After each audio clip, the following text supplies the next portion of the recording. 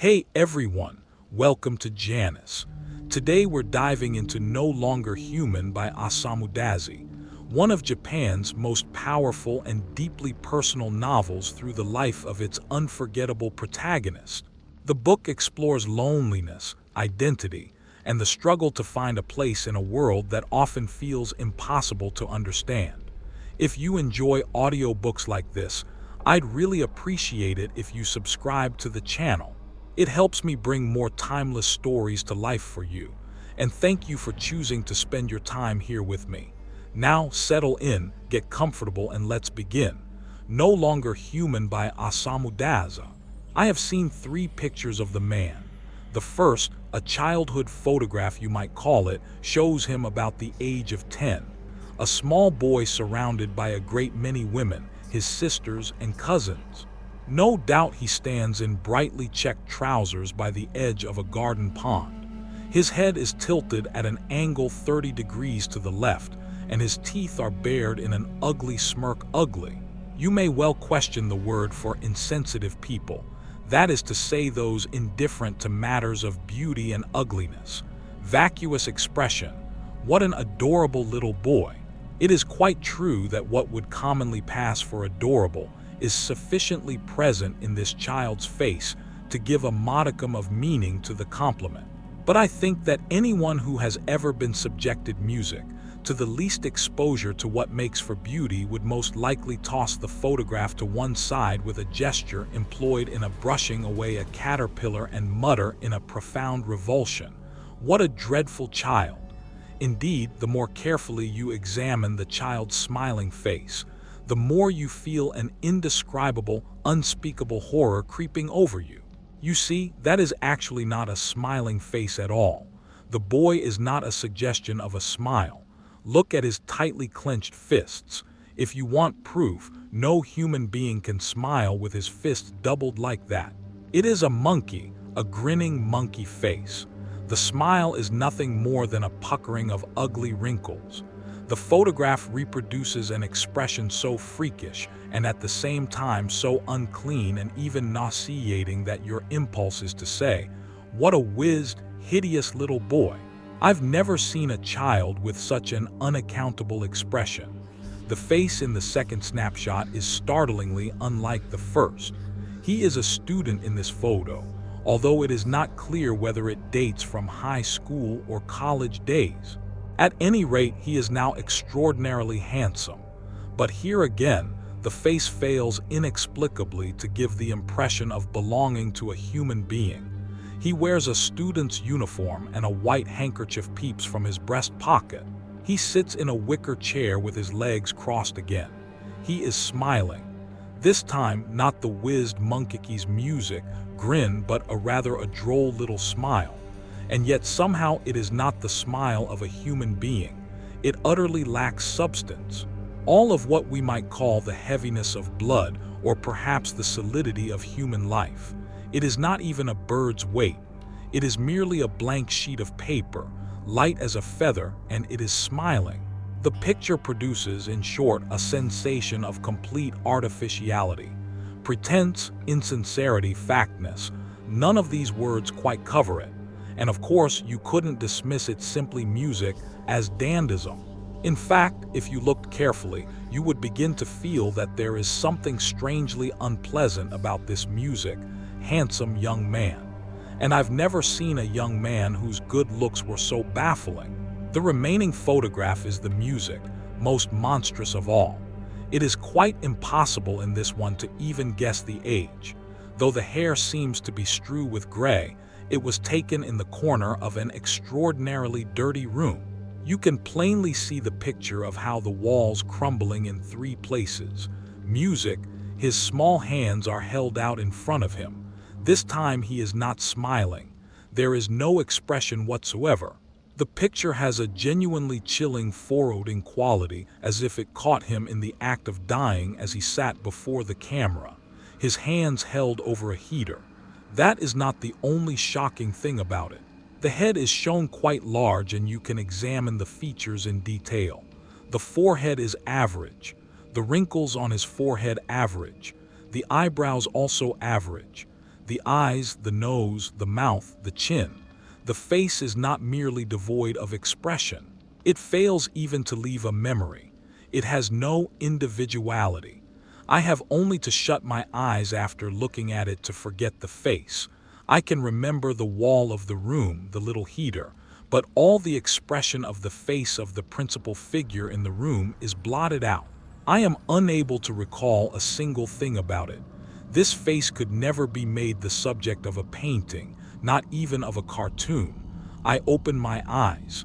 There is not even the pleasure of recollection. Of course, that's the kind of face it was to state the matter in the most extreme terms. When I open my eyes and look at the photograph a second time, I still cannot remember it. Besides, it rubs against me the wrong way, and it makes me feel so uncomfortable that in the end, I want to avert my eyes. I think that even a death mask would hold more of an expression, leave more of a memory. That effigy suggests nothing so much as a human body to which a horse's head has been attached. Something ineffable makes the beholder shudder in distaste. I've never seen such an inscrutable face on a man. Mine has been a life of much shame. I can't even guess myself what it must be to live the life of a human being. I was born in a village in the Northeast, and it wasn't until I was quite big that I saw my first train. I climbed up and down the station bridge quite unaware that its function was to permit people to cross from one track to another. I was convinced that the bridge had been provided to lend an exotic touch and to make a station premises a place of pleasant diversity like some foreign playground. I remained under this delusion for quite a long time, and it was for me a very refined amusement indeed to climb up and down the bridge. I thought that it was one of the most elegant services provided by the railways. When later I discovered that the bridge was nothing more than a utilitarian device, I lost all interest in it. Again, when I was a child, I saw photographs of subway trains and picture books. It never occurred to me that they had been invented out of practical necessity. I could only suppose that riding underground instead of the surface must be a novel and delightful pastime. I have been sickly ever since I was a child, and I have frequently been confined to bed. How often as I lay there, I used to think what uninspired decorative sheets and pillowcases make. It wasn't until I was about 20 that I realized that they serve a practical purpose, and this revelation of human dullness stirred dark depression in me. Again, I have never known what it means to be hungry. I don't mean by this statement that I was raised in a well-to-do family. I have no such banal intent. I mean that I have had not the remotest idea of the nature and the sensation of hunger. It sounds peculiar to say it, but I have never been aware that my stomach was empty. When I was a boy, I returned home from school, and the people at home would make a great fuss over me. "Oh, you must be hungry." We remember what it's like, how terribly hungry you feel by the time you get home from school. How about some jelly beans? There's cake and biscuits too. Seeking to please as I invariably did, I would mumble that I was hungry and stuff a dozen jelly beans in my mouth. But what they meant by feeling hungry completely escaped me.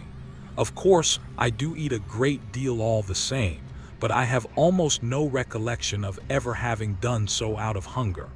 Unusual or extravagant things tempt me.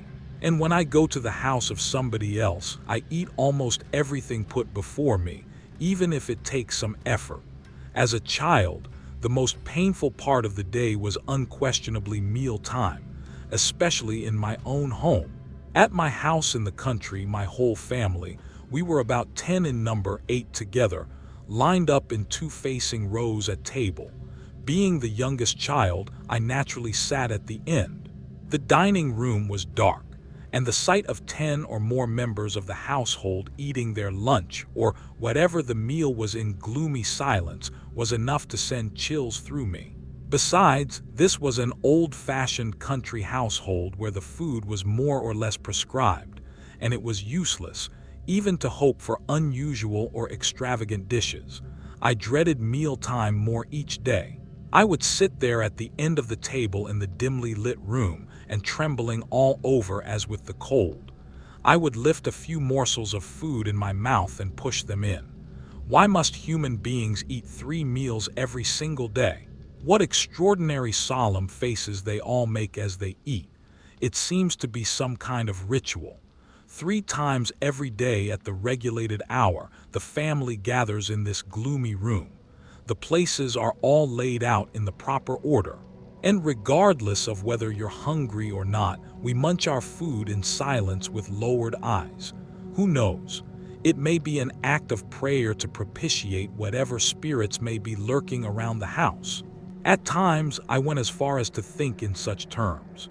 Eat or die, the saying goes, but to my ears it sounded like just one more unpleasant threat. Nevertheless, the superstition, I can only think of it as such, always surrounded me in doubt and fear.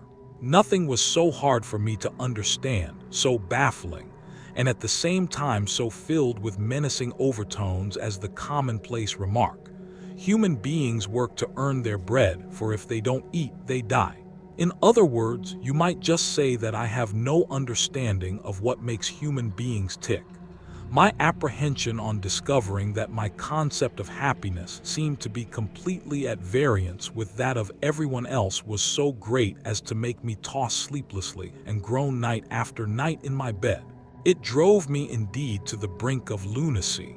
I wonder if I have actually been happy. People have told me really more times than I can remember, ever since I was a small boy, how lucky I was. But I've always felt as if I were suffering in hell.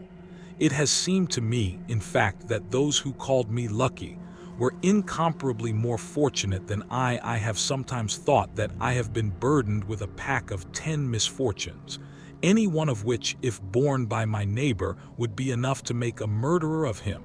I simply don't understand. I have not the remotest clue of what the nature or extent of my neighbor's woes can be. Practical troubles, griefs that can be assigned if only there were enough to eat. These may be the most intense music of all burning hells, horrible enough to blast to smithereens my 10 misfortunes. Music, but that is precisely what I don't understand. If my neighbors manage to survive without killing themselves, without going mad, maintaining an interest in political parties, not yielding to despair, resolutely pursuing the fight for existence, can their griefs really be genuine? Am I wrong in thinking that these people have become such commonplace egotists and are so convinced of the normality of their way of life that they have never once doubted themselves? If that's the case, their suffering should be easy to bear. They are the common lot of human beings and perhaps the best one can hope for. I don't know if you've slept soundly at night. The morning is exhilarating, I suppose. What kind of dreams do they music have? What do they think about when they walk along the street? Money? Hardly. It couldn't be that. I seem to have heard the theory advance that human beings live in order to eat, but I have never heard anyone say that they lived in order to make money. No, and yet in some instances, no, I don't even know that. The more I think on it, the less I understand. All I feel are the assaults of apprehension and music, terror at the thought that I am the only one who is entirely unlike the rest. It is almost impossible for me to converse with other people. What should I talk about? How should I say it? I don't know. This is how I happened to invent my clowning. It was the last quest for love I was to direct at human beings. Although I had a mortal dread of human beings, I seemed quite unable to renounce their society. I managed to maintain on the surface a smile which never deserted my lips. This was the accommodation I offered to others, a most precarious achievement performed by the only at the cost of excruciating efforts within. As a child, I had absolutely no notion of what others, even members of my own family, might be suffering or what they might be thinking. I was aware only of my own unspeakable fears and embarrassments. Before anyone realized it, I had become an accomplished clown, a child who never spoke a single truthful word. I have noticed that in photographs of me taken about that time together with my family, The others have all serious faces. Only mine is invariably contorted into a peculiar smile. This was one more variety of my childish, pathetic antics. Again, I never once answered back anything said to me by my family. The least word of reproof stuck with me with the force of a thunderbolt and drove me almost out of my head. Answer back. Far from it. I felt convinced that their reprimands were without doubtful voices of human truth speaking to me from eternities past. I was obsessed with the idea that since I lacked the strength to act in accordance with this truth, I might already have been disqualified from living amongst human beings. This belief made me incapable of arguments or self-justification. Whenever anyone criticized me, I felt certain that I had been living under the most dreadful misapprehension. I always accepted the attack in silence, though inwardly so terrified as almost to be out of my mind. It is true, I suppose, that nobody finds it exactly pleasant to be criticized or shouted at, but I see in the face of a human being raging at me a wild animal in its true colors, one more horrible than any lion, crocodile, or dragon. People normally seem to be hiding this true nature, but an occasion will arise as when an ox accidentally encounters by a greasy meadow and suddenly lashes out its tail to kill the horsefly on its flank. When anger makes them reveal in a flash human nature in all of its horror. Seeing this happen has always induced me in a fear great enough to make my hair stand on end, and at the thought that this nature might be one of the prerequisites for survival as a human being, I have come close to despairing of myself. I have always shook with fright before human beings, unable as I were to feel the least particle of confidence in my ability to speak and act like a human being. I kept my solitary agonies locked in my breast. I kept my melancholy and my agitation music hidden, careful lest any trace should be left exposed. I feigned an innocent optimism. I gradually perfected myself in the role of the farcical eccentric. I thought as long as I can make them laugh, it doesn't matter how, I'll be all right. If I succeed in that, the human beings probably won't mind it too much if I remained outside their lives. The one thing I must avoid is becoming offensive in their eyes. I shall be nothing but the wind. I shall be nothing the wind, the sky. My activities as a jester, a role born of desperation, were extended even to the servants whom I feared were more than my family, because I found them incomprehensible. In the summer, I made everybody laugh by sauntering around the house wearing a red woolen sweater under my cotton kimono. Even my elder brother, who was rarely given to mirth, burst out laughing and commented in intolerably affectionate tones. But for all my follies, I was not so insensitive to heat and cold as to walk around in a woolen sweater at the height of summer. I had pulled my little sister's leggings over my arms, letting just enough stick out of the opening of the sleeves to give the impression that I was wearing a sweater. My father frequently had business in Tokyo and maintained a townhouse for that reason. He spent 2 or 3 weeks of the month at that time in the city, always returning laden with a really staggering quantity of presents, not only for members of our immediate family, but even for our relatives. It was kind of a hobby on his part. Once the night before he was to leave for Tokyo, he summoned all the children to the parlor and smilingly asked us what present we would like this time. Carefully noting each child's reply in a little book, it was most unusual for father to behave so affectionately with the children. "How about you, Yo?" he asked. But I could only stammer music, uncertainly. Whenever I asked what I wanted, my first impulse was to answer nothing. The thought went through my mind that it didn't make any difference and that nothing was going to make me happy. The same time, I was unable to refuse anything offered to me by another person, no matter how little it might suit my tastes. When I hated something, I could not pronounce the words, "I don't like it." When I liked something, I tasted it hesitantly, furtively, as though it were extremely bitter. In either case, I was torn by unspeakable fear. In other words, I hadn't the music strength even to choose between two alternatives. In this fact, I believe lay one of the characteristics which in later years would develop into my major cause of my life of shame. I remained silent, fidgeting. My father lost a little of his good humor. Will it be a book for you, or how about a mask for the New Year lion dance? They sell them now in children's sizes. Wouldn't you like one? The fatal words, "wouldn't you like one," made it quite impossible for me to answer. I couldn't think of any suitably clownish response. The gesture had completely failed. A book would be best, I suppose. My brother said seriously. Oh, the pleasure drained from my father's face.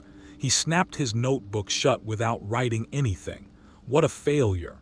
Now I had angered my father, and I could be sure that his revenge would be something fearful.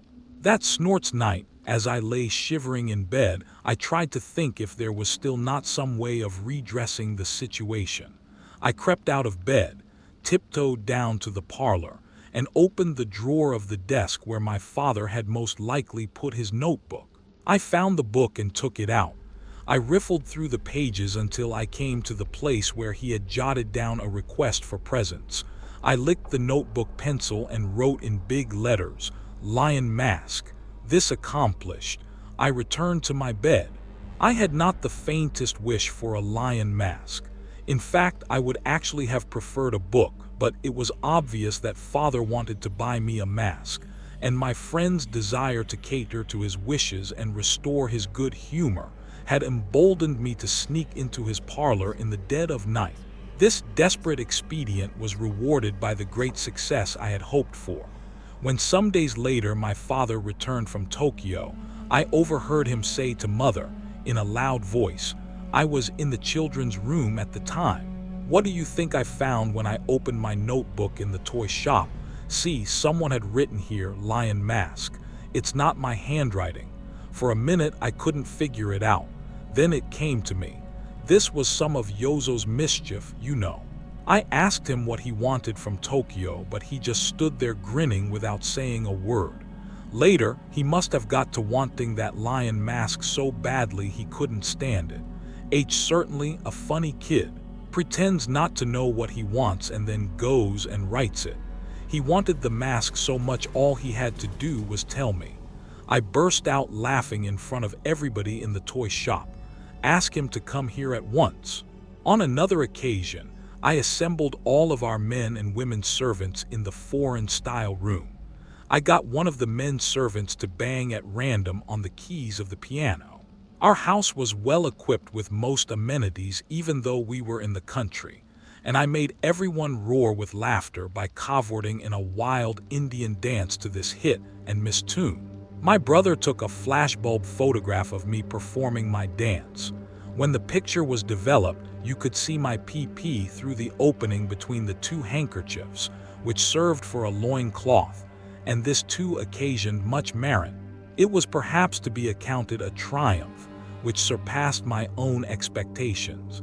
I used to subscribe regularly to a dozen or more children's magazines, and for my private reading, ordered books from all sorts from Tokyo.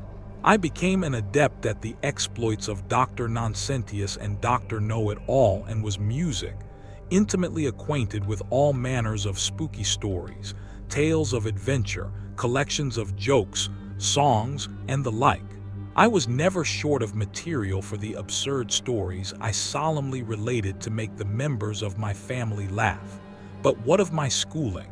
I was well on my way to winning respect, but the idea of being respected used to intimidate me excessively.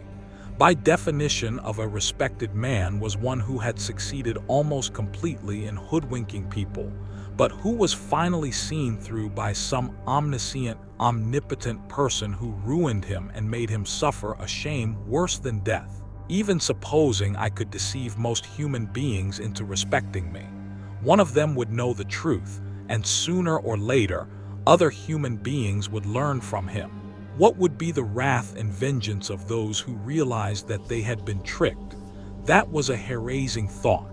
I acquired my reputation at school less because I was the son of a rich family than because in a vulgar parliament I had brains. Being a sickly child, I often missed school for a month or two or even a whole school year in a stretch. Nevertheless, when I returned to school, still convulsant and in rickshaw music, and took my examination at the end of the year, I was always first in my class. Thanks to my brains, I never studied, even when I was well.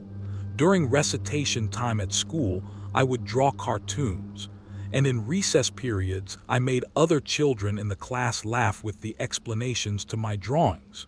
In the composition class, I wrote nothing but funny stories. My teacher admonished me, but that didn't make me stop, for I knew that he secretly enjoyed my stories.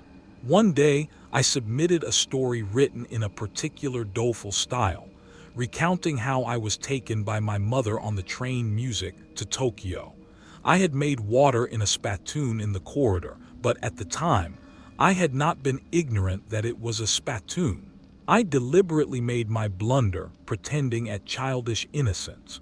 I was so sure that the teachers would laugh that I would stealthily follow them to the staff room. As soon as he left the classroom, the teacher pulled out my composition from the stack written by my classmates. He began to read as he walked down the hall, and he was soon snickering. He went into the staff room, and a minute or so later was that when he finished it, he burst into loud gauze, his face scarlet with laughter. I watched him press my paper at the other teachers. I felt very pleased with myself. Mischievous little imp. I had succeeded in appearing mischievous. I had succeeded in escaping from being respected.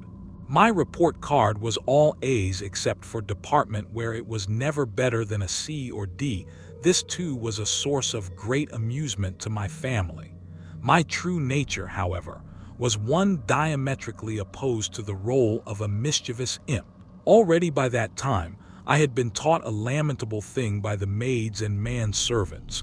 I was being corrupted. I now think that to perpetrate such a thing on a small child is the ugliest, vilest, cruelest crime a human being can commit. But I endured it. I even felt as if it enabled me to see one more particular aspect of human beings. I smiled in my weakness. If I had formed the habit of telling the truth, I might perhaps have been able to confide unabashedly to my father or mother about the crime. But I could not fully understand even my own parents to appeal for help to any human being. I could expect nothing from that expedient. Supposing I complained to my father or my mother or the police, the government, I wondered if in the end I would not be argued into silence by someone in good graces with the world by the excuses of which the world approved. It was only too obvious that favoritism inevitably exists. It would have been useless to human beings, so I said nothing of the truth. I felt I had no choice but to endure whatever came my way and go on playing the clown. Some perhaps will deride me. What do you mean by not having faith in human beings? When did you become a Christian anyway? I failed to see, however, that a distrust for human beings should necessarily lead directly into religion. It is not true, rather, that human beings, including those who may now be deriding me, are living in mutual distrust, giving not a thought to God or anyone else? Is it not true, rather, that human beings, including those who may now be deriding me, are living in mutual distrust, not giving a thought to God or anything else? There was something that happened when I was a small boy. A celebrated figure of the political party to which my father belonged had come to deliver a speech in our town, and I had been taken by the servants to the theater to hear him. The house was packed. Everybody in town, who was especially friendly to my father, was present and enthusiastically applauding when the speech was over. The audience filtered out in 3s and 5s into the night as they set out for home on the snow-covered roads. They were scathingly commenting on the meeting. I could distinguish among the voices those of my father's closest friends, complaining in tones almost of anger, and how inept my father's opening remarks had been, and how difficult it was to make head or tail out of the great man's address. Then these men stopped by my house, went into the parlor, and told my father with expressions of genuine delight on their faces what a great success the meeting had been. Even the servants, when asked by my mother about the meeting, answered as if it were their spontaneous thought that it had been really interesting. These were the self-same servants who had been bitterly complaining on the way home that political meetings are the most boring thing in the world. This, however, is only a minor example. I'm convinced that human life is filled with many pure, happy, serene examples of insincerity, truly splendid of their kind, of people deceiving one another without, strangely enough, any wounds being inflicted, of people who seem unaware that even they are deceiving one another. But I have no special interest in instances of mutual deception. I myself spent the whole day long deceiving human beings with my clowning. I have not been able to work up much concern over the morality prescribed in textbooks of ethics under the same names as righteousness. I find it difficult to understand the kind of human being who lives or who is sure he can live purely, happily, serenely while engaged in deceit. Human beings never did teach me that abstruse secret. If I had only known that one thing, I should never have had to dread human beings, so nor should I have opposed myself to human life, nor tasted such torments of hell every night. In short, I believe that the reason why I did not tell anyone about my loathsome crime perpetrated on me by the servants was not because of distrust for human beings, nor the course because of Christian learnings, but because of human beings around me had rigorously sealed me off from the world of trust or distrust. Even my parents at times displayed attitudes which were hard for need to understand. I also have the impression that many women here have been instinctively to sniff out this loneliness of mine, which I confided to no one, and in this later years was become one of my causes of being taken advantage of in so many ways. Women found in me a man who could keep a love secret on the shore. At a point so close to the ocean one might imagine it was there. When the waves broke stood a row of over 20 fairly tall cherry trees with coal-black trunks. Every April when the new school year was about to begin, these trees would display their dazzling blossoms and their moist brown leaves against the blue of the sea. Soon a snowstorm of blossoms would scatter innumerable petals into the water, flecking the surface with points of white which the waves carried back to the shore. This beach strewn with cherry blossoms served as the playground of the high school I attended. Stylized cherry blossoms flowered even on the badge of the regulation school cap and on the buttons of our uniforms. A distant relative of mine had a house nearby, which was one reason why my father had especially selected for me this school of cherry blossoms by the sea. I was left in the care of the family whose house was so close to the school that even after the morning bell had rung, I could still make it to my class in time if I ran. That was the kind of lazy student I was. But I nevertheless managed, thanks to my accustomed antics, to win popularity with my schoolmates. This was my first experience living in a strange town. I found it far more agreeable than my native place. One might attribute this perhaps to the fact that my clowning had by this time become so much a part of me that it was no longer such a strain to trick others. I wonder though if it was not due instead to the incontestable difference in the problem involved in performing to one's own family or strangers, or in one's town and elsewhere. This problem exists no matter how great a genius one may be. An actor dreads the most audience in his hometown. I imagine the greatest actor in the world would be quite paralyzed in a room where all his family and relatives were gathered to watch him. But I had learned to play my part. I had moreover been quite a success. It was inconceivable that so talented an actor would fail away from home. The fear of human beings continued to ride in my breath. I'm not sure whether more or less intensely than before, but my acting talents had unquestionably matured. I could always convulse the classroom with laughter, and even as the teacher protested, what a good class it would be if only I were not in it, he would be laughing behind his hand at a word from me. Even a military drill instructor, whose moral usual idiom was a barbarous, thunderous roar, would burst into helpless laughter. Just when I had begun to relax my guard a bit, fairly confident that I had succeeded by now in concealing completely my true identity, I was stabbed in the back quite unexpectedly. The assailant, like most people who stab in the back, bordered on being a simpleton. The puniest boy in the class, whose scrofulous face and floppy jacket with sleeves too long for him, was complimented by a total lack of proficiency in his studies, and by such clumsiness in military drill and physical training music, that he was perpetually designated as an onlooker. Not surprisingly, I failed to recognize the need to be on my guard against him. That day, Takechi, that was the boy's name as I recall, was as usual onlooking during the physical training period, while the rest of us drilled on the horizontal bar. Deliberately assuming as solemn of a face as I could muster, I lunged overhead at the bar. Shouting with the effort, I missed the bar and sailed on as if I were making a broad jump, landing with a thud in the sand on the seat of my pants. This failure was entirely premeditated, but everyone burst out laughing exactly as I had planned. I got into my feet with a wrathful smile and was brushing the sand off my pants when Takechi, who had crept up from somewhere behind, poked me in the back. He murmured, "You did it on purpose." I trembled all over. I might have guessed that someone could detect that I had deliberately missed the bar, but that Takechi should have been the one came as a bolt from the blue. I felt as I had seen the world before me burst into an instant into the raging flames of hell.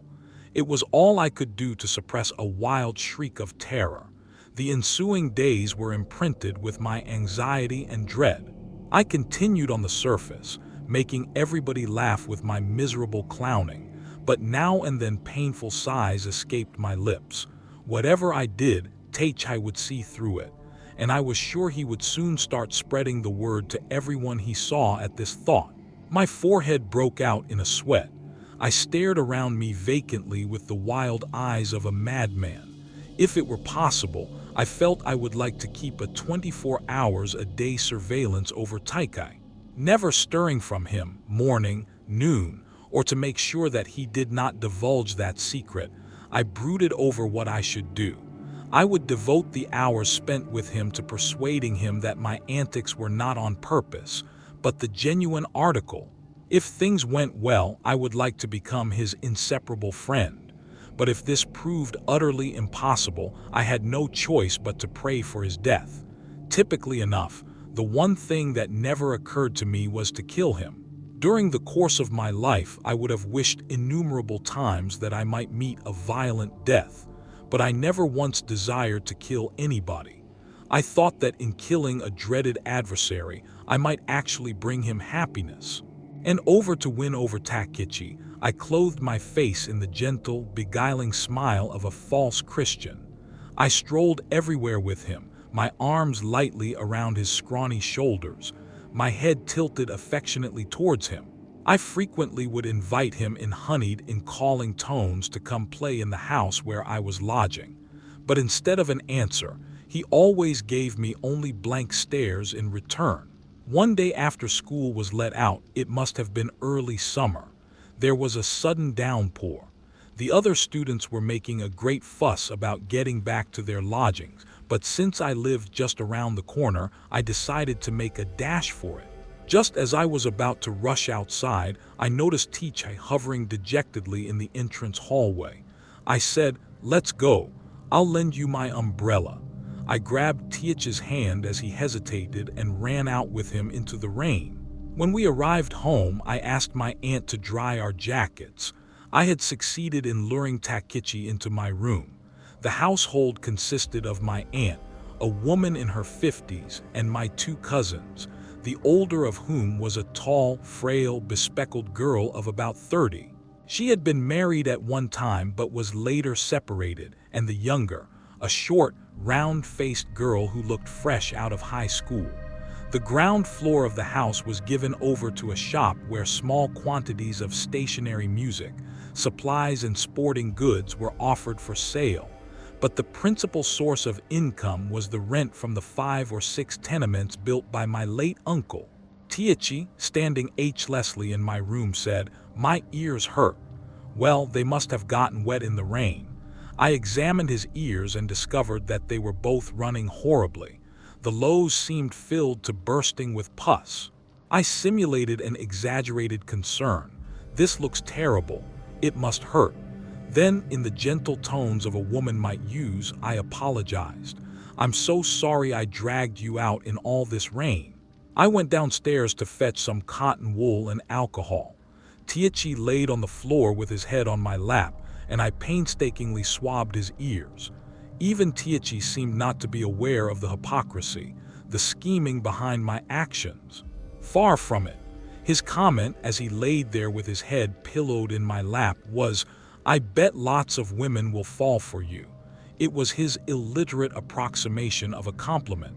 This, I was to learn in later years, was a kind of demoniacal prophecy, more horrible than Takechi could have realized. To fall for, to be fallen for, I feel in these words something unspeakably vulgar, farcical, and music, at the same time extraordinarily complacent.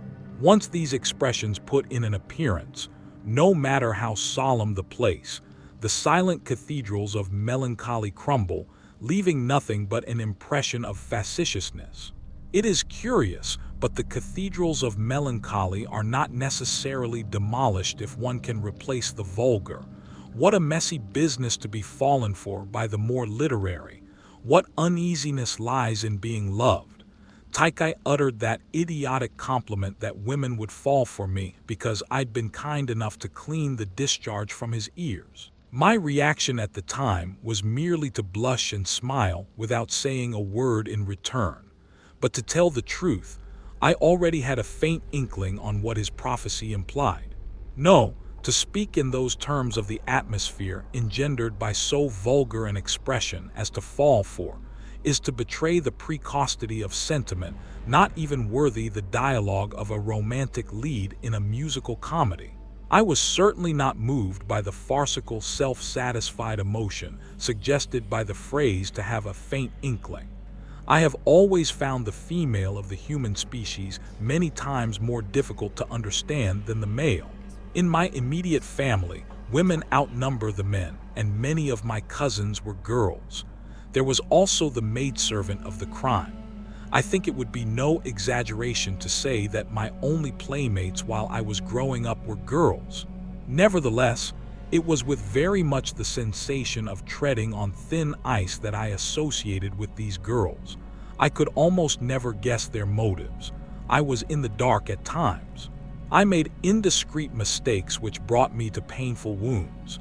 These wounds, unlike the scars from my lashing a man might give, cut inwards very deep, like an internal hemorrhage, bringing intense discomfort. Once inflicted, it was extremely hard to recover from such wounds. Women led me only to throw me aside. They mocked and tortured me while others were around, only to embrace me with passion as soon as everyone had left. Women sleep so soundly they seem to be dead. Who knows? Women may live in order to sleep. These and other generalizations were products of an observation of women music since boyhood days. But my conclusion was that though women appear to belong with the same species as man, they are actually quite different creatures. And these incomprehensible, insidious beings have fantastic, as it seems, always looked after me. In my case, such as an expression as to be fallen for or even to be loved is not in the least appropriate. Perhaps it describes the situation more accurately to say that I was looked after. Women were also less demanding than men when it came to my clowning. When I played the jester, men did not go on laughing indefinitely. I knew that if I got carried away by my success in entertaining a man and overdid the role, my comedy would fall flat, and I was always careful to quit at a suitable place. Women, on the other hand, have no sense of moderation. No matter how long I went on with my antics, they would ask for more, and I would become exhausted. Responding to their insatiable demands for encores, they really laugh an amazing amount of time. I suppose one can say that women stuff themselves with far more pleasures than men. The two cousins in whose house I was living while attending school used to visit my room whenever they had the time. They knock on my door no matter how often it came. So much so it would startle me so much and I'd jump in fright. "Are you studying?" "No," I would say with a smile, shutting my book. I would launch into some silly story miles removed from what I was actually thinking today at school. The geography teacher, the one we call the walrus, one evening, my cousins came to my room after they had compelled me to clown at unmerciful lengths. One of them proposed, "Yo, let's see how you look with glasses on." "Why, don't make such a fuss. Put them on here, take these glasses." They invariably spoke in the same harsh, peremptory tones. The clown meekly put on the older girl's glasses. My cousins were convulsed with laughter. "You look exactly like him, exactly like Harold Lloyd." The American movie comedian was very popular at this time music in Japan.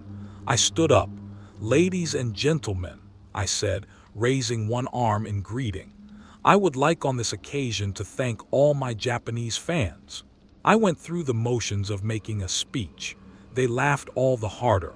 From then on, whenever a Harold Lloyd movie came to town, I went to see it and secretly studied his expressions. One autumn evening, as I was laying in bed, reading a book, the older of my cousins, I always called her sister, suddenly darted into my room quick as a bird and collapsed over my bed. She whispered through her tears, "Yōzō, you'll help me. I know you music will. Let's run away from this terrible house together.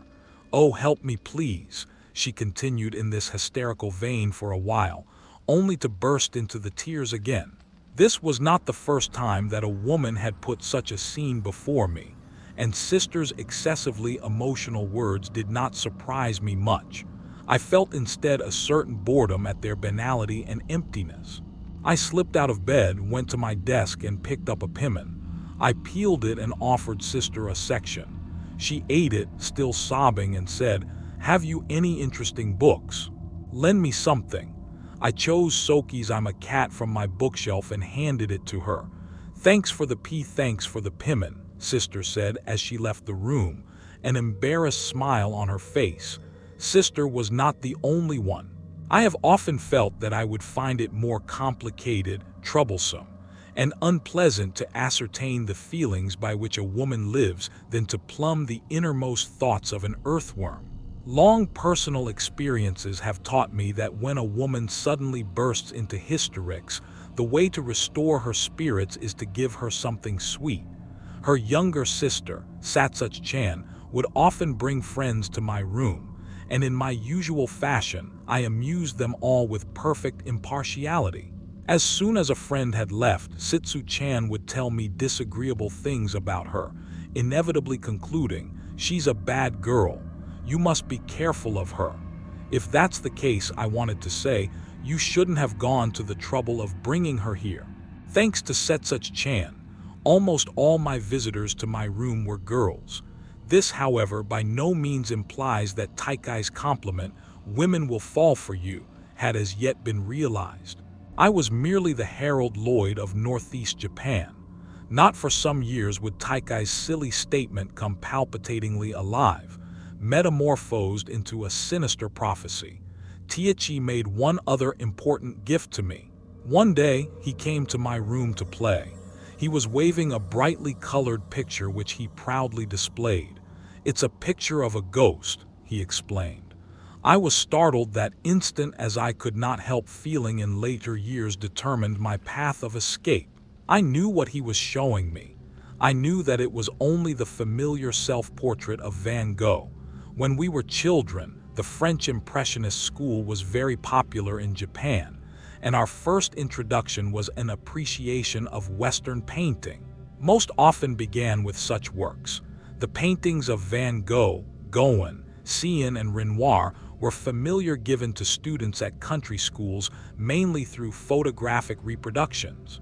I myself had seen quite a few colored photographs of Van Gogh's paintings.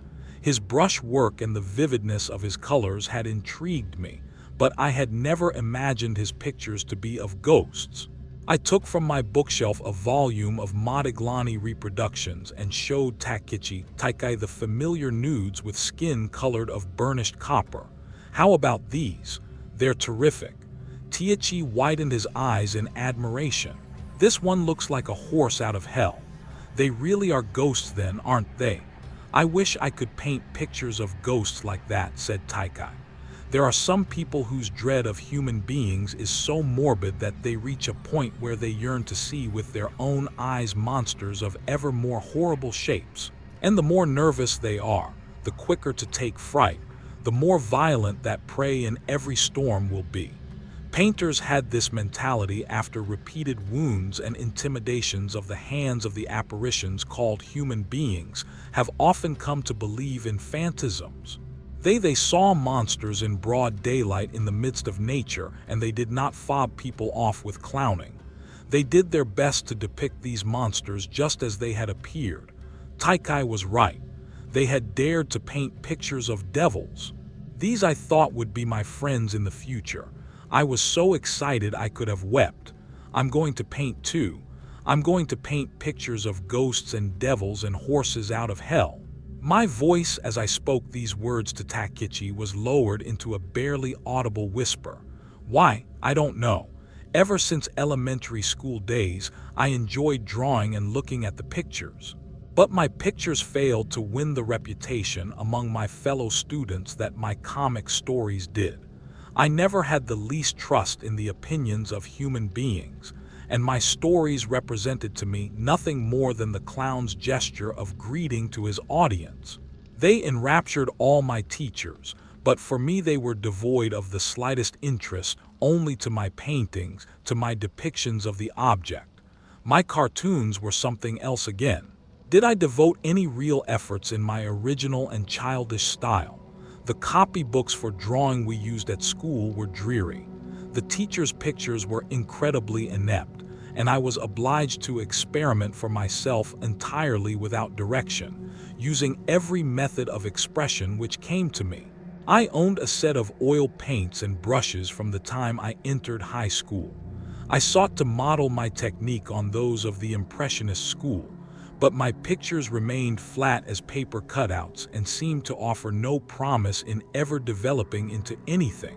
But Takechi's words made me aware of my mental attitude towards painting had been completely mistaken. What superficiality and what stupidity is there trying to depict in a pretty manner things which one has thought pretty? The masters through their subjective perceptions created beauty out of these trivialities. They did not hide their interest even in things that were nauseatingly ugly, but soaked themselves in the pleasures of depicting them. In other words, they seem not to rely on the least on the misconceptions of others. Now that I have been initiated by Takechi into the root secrets of the art of painting, I began to do a few self-portraits, taking care that they not be seen by my female visitors. The pictures I drew here were so heartrending as to stupefy even myself. Here was the true self I had so desperately hidden. I had smiled cheerfully. I had made others laugh, but this was the harrowing reality. I secretly affirmed this self and sure that there was no escape from it.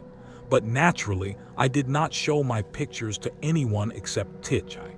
I just liked the thought that I might suddenly be subjected to their suspicious vigilance when once the nightmarish reality under the clowning was detected. On the other hand, I was equally afraid that they might not recognize my true self when they saw it. But imagine that it was just some new twist to my clowning occasion for additional snickers. That would have been the most painful of all. I therefore hid the pictures in the back of my cupboard. In school drawing classes, I also kept secret my ghost-style techniques and continued to paint before in the conventional idiom of pretty things to T and to him alone. I could display my easily wounded sensibilities, and I did not hesitate to show him my self-portraits. He was very enthusiastic and I music. Painted 2 or 3 more plus a picture of a ghost earning from Tichai the prediction. You'll be a great painter someday. Not long afterwards, I went up to Tokyo. On my forehead were imprinted the 2 prophecies uttered by half-wit Tichai that I would be fallen for and I would become a great painter. I wanted to enter an art school, but my father had put me through college, intending eventually to make a civil servant out of me. This was the sentence passed music on me, and I, who have never been able to answer back, dumbly obeyed. At my father's suggestion, I took my college entrance examinations a year early, and I passed. By this time, I was really quite weary of my high school by the sea and the cherry blossoms. Once in Tokyo, I immediately began life in a dormitory, but the squalor and violence appalled me. This time, I was in no mood for clowning. I got the doctor to certify that my lungs were affected. I left the dormitory and went to live in my father's townhouse in Nuno. Communal living had proved quite impossible for me. It gave me chills just to hear such words as the error of youth or youthful pride. I could not by any stretch of the imagination soak myself in college spirit. The classrooms in the seemed like the dumping grounds of distorted sexual desires, and even my virtually perfected antics were of no use there. When the diet was not in session, my father spent only a week or 2 of the month at the house while he was away. There would be just the 3 of us in the rather imposing mansion, an elderly couple who looked after the premises, and myself. I frequently cut classes, but not because I felt like sightseeing in Tokyo. Instead, I would spend whole days in the house reading and painting. When my father was in town, I set out for music school promptly every morning. Although sometimes I actually went to an art class given by a painter in Hongo and practiced sketching for 3 or 4 hours at a time with him. Having been able to escape from the college dormitory, I felt rather cynically. This may have been my own bias that I was in a rather special position. Even if I attended lectures, it was more like an auditor than a regular student. Attending classes became all the more tedious. I had gone through elementary and high schools and was now music in college without ever having been able to understand what it meant by school spirit. I never even tried to learn the school songs. Before long, a student at the art class was to initiate me into the mysteries of drink, cigarettes, pawn shops, and left-wing thought. A strange combination, but it actually happened that way. The student's name was Masao Horiuchi. He had been born in downtown Tokyo, was 6 years older than myself, and was a graduate of a private art school. Having no atelier at home, he used to attend the art class I frequented, where he was supposedly continuing his study of oil painting. One day, when we still barely knew each other by sight, we hadn't as yet exchanged a word, he suddenly said to me, "Can you lend me 5 yen?" I was so taken aback that I ended up by giving him the money. "That's fine," he said. "Now for some liquor, you're my guest." I couldn't very well refuse, and I was dragged off to a cafe near the school. This marked the beginning of our friendship. "I've been noticing you for quite a while there," that bashful smile. "That's the special mark of a promising artist. Now, as a pledge of our friendship, bottoms up." He called one of the waitresses to our table. "Isn't he a handsome boy? You mustn't fall for him now. I'm sorry to say it, but ever since he appeared in our art class, I've only been the second handsomest." Horiuchi was swarthy, but his features were regular and most unusual for an art student. He always wore a neat suit and a necktie. Music, his hair was pomaded and parted in the middle. The surroundings were unfamiliar to me. I kept folding and unfolding my arms nervously, and my smiles now were really bashful. In the course of drinking 2 or 3 glasses of beer, however, I began to feel a strange lightness of liberation. I started, "I've been thinking I'd like to enter a real art school." "Ah, don't be silly. They're useless. Schools are all useless. The teachers who immerse themselves in nature, the teachers who show profound sympathy for nature. I felt not the least respect for his opinions. I was thinking he's a fool and his paintings are rubbish, but he might be a good person for me to go out with. For the first time in my life, I had met a genuine city good for nothing, no less than myself. Though in a different way, he was entirely removed from the activities, music, of human beings in the world. We were of one species, if only in that we were both disoriented. At the same time, there was a basic difference in us. He operated without being conscious of his partiality, or for that matter, without giving any recognition to the misery of that partiality.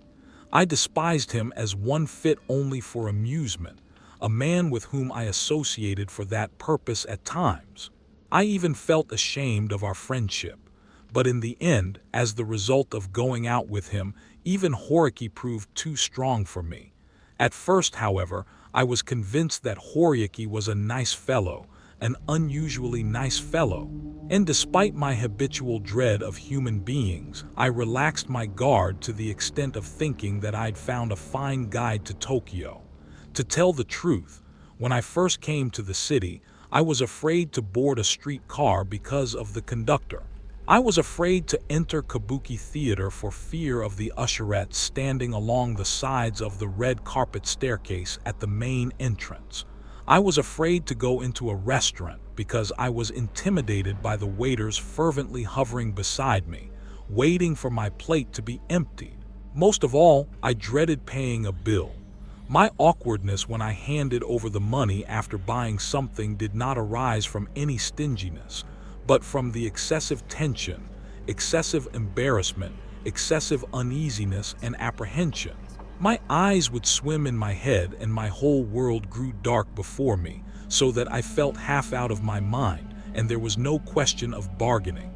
Not only did I often forget to pick up my change, but I quite frequently forgot to take home the things I had purchased.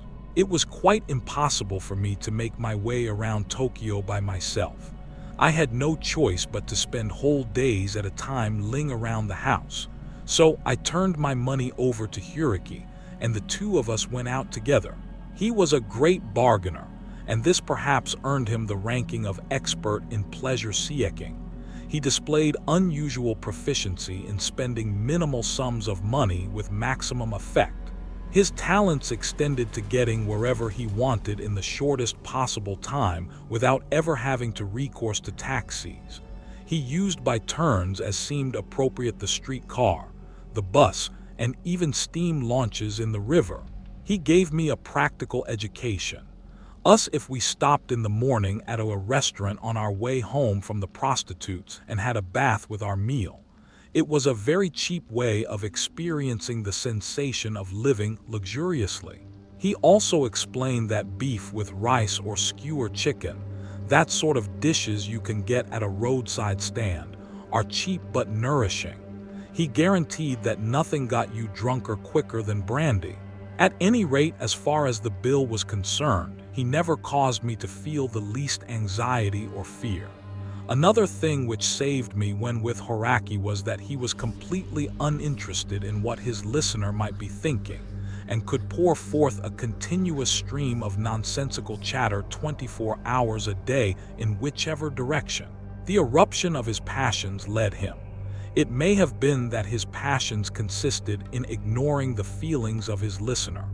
His loquacity ensured that there would be absolutely no danger of our falling into uncomfortable silences when our pleasures had fatigued us. In dealings with other people, I had always been on my guard lest those frightful silences occur. But since I was naturally slow of speech, I can only starve them off by a desperate recourse to clowning. Now, however, that stupid Horyuki, quite without realizing it, was playing the part of the clown, and I was under no obligation to make appropriate answers. It sufficed if I merely let the stream of his words flow through my ears, and once in a while commented with a smile, "Not really." I soon came to understand that drink, tobacco, and prostitutes were all excellent means of dissipating, even for a few moments, my dread of human beings. I came even to feel that if I had to sell every last possession to obtain these means of escape, it would be well worth it. I could never think of prostitutes as human beings or even as women. They seemed more like imbecile or lunatics, but in their arms I felt absolute security. I could sleep soundly. It was pathetic how utterly devoid of greed they really were, and perhaps because they felt for me something like an affinity of their kind. These prostitutes always showed me a natural friendliness which never became oppressive. Friendliness with no ulterior motive. Friendliness stripped of high-pressure salesmanship for someone who might never come again. Some nights I saw these imbecile lunatic prostitutes with a halo of merry. I went to them to escape from my dread of human beings to seek a mere right of repose. But in the process of diverting myself with these kindred prostitutes, I seemed to have acquired, before I was aware of it, a certain offensive atmosphere which clung inseparably to me. This was a quite unexpected byproduct of my experience, music, but gradually it became more manifest until Haruki pointed it out to my amazement and music, consternation.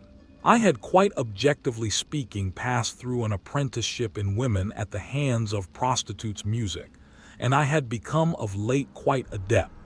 The severance apprenticeship in women, they say, is with prostitutes, and that makes it the most effective. The odor of the lady killer had come to permeate me, and women, not only prostitutes' music, instinctively detected it and flocked to me. This obscene and inglorious atmosphere was the bonus I received, and it was apparently far more noticeable than the recuperative effects of my apprenticeship.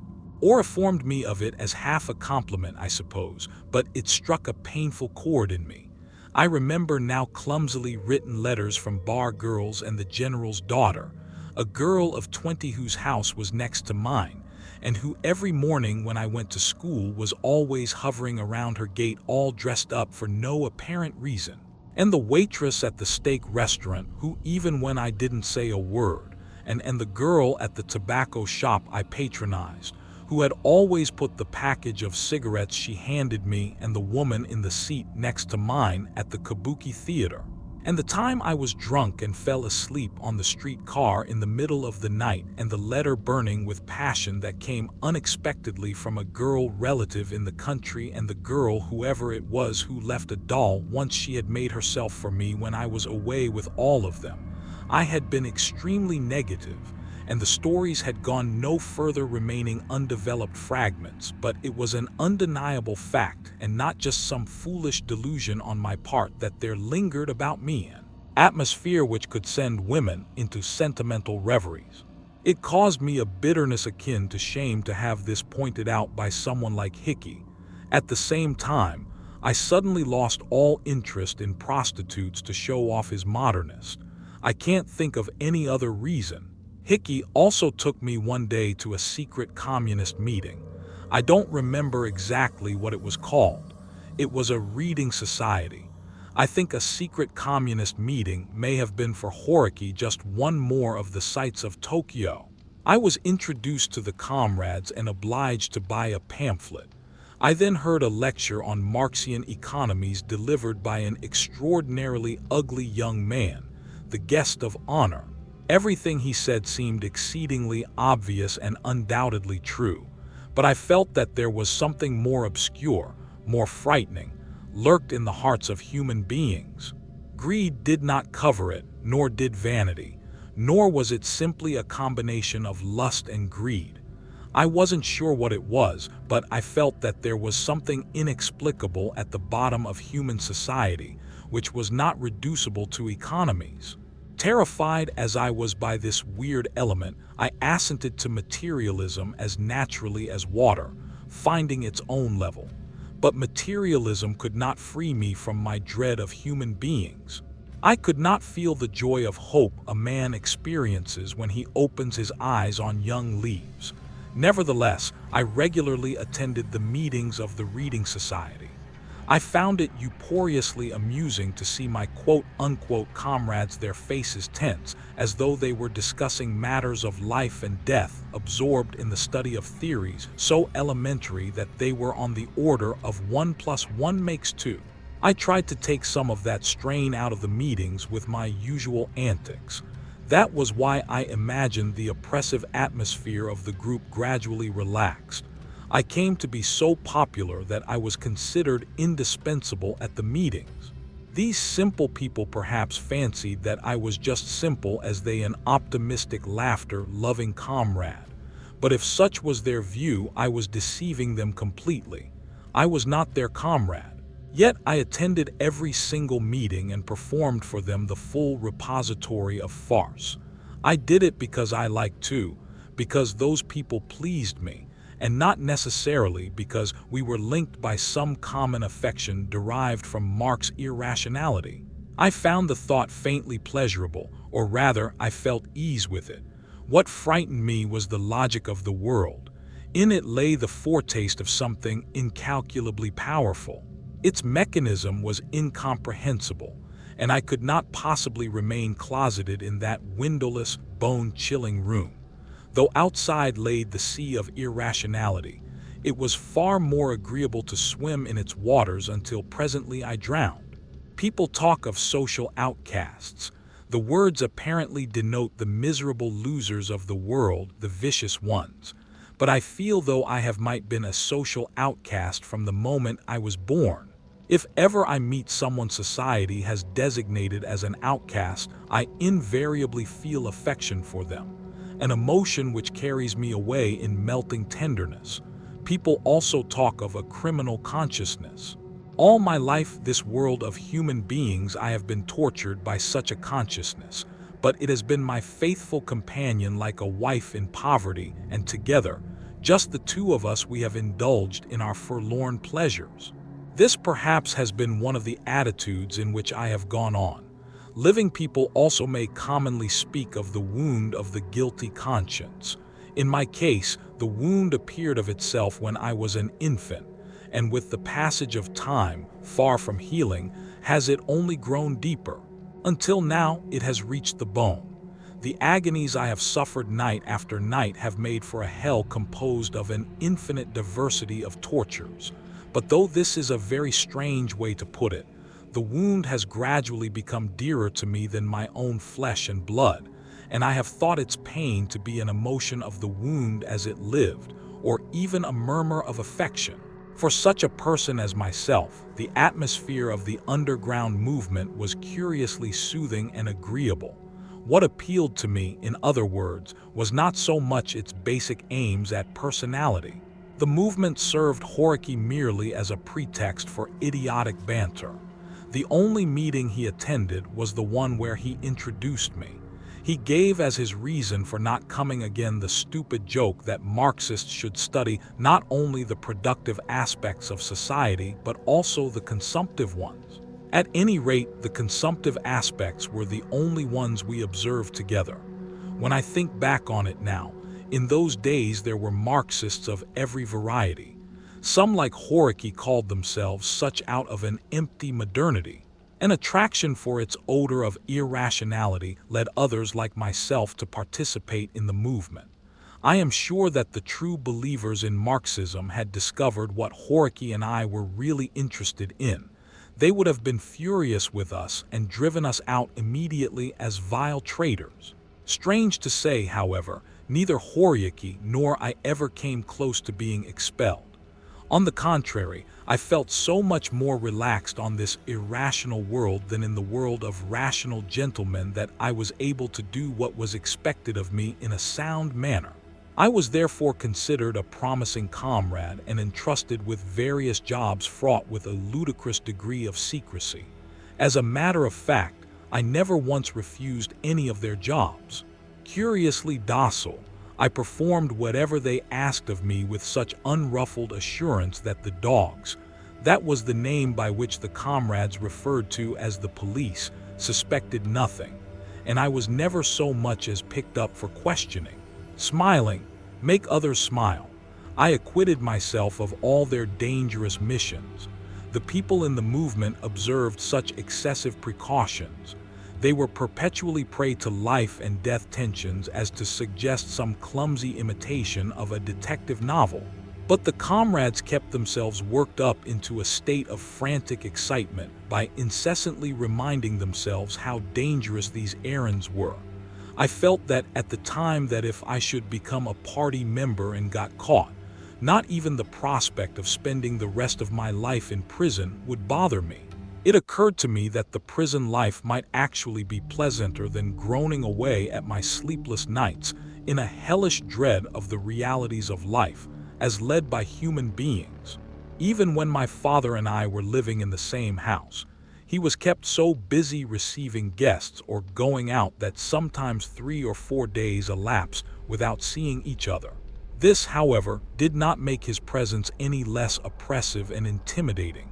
I was just thinking, without of yet daring to propose it, how would I like to leave the house and find lodgings elsewhere? When I learned from our old caretaker that my father apparently intended to sell the house, father's term of office as member of the Diet would soon expire, and music, doubtless, for many reasons, he seemed to have no intention of standing for election again. Perhaps I don't pretend to understand my father's thoughts any better of those of a stranger. He had decided to build a retreat somewhere at home. He never had felt much affection for Tokyo, and he must have concluded that it was pointless to maintain a house with servants just for the convenience of a mere college student. At any rate, the house was sold before long, and I moved into a gloomy room in an old lodging house in Hungo, where I was immediately beset by financial worries. My father had been giving me a fixed allowance for spending money each month.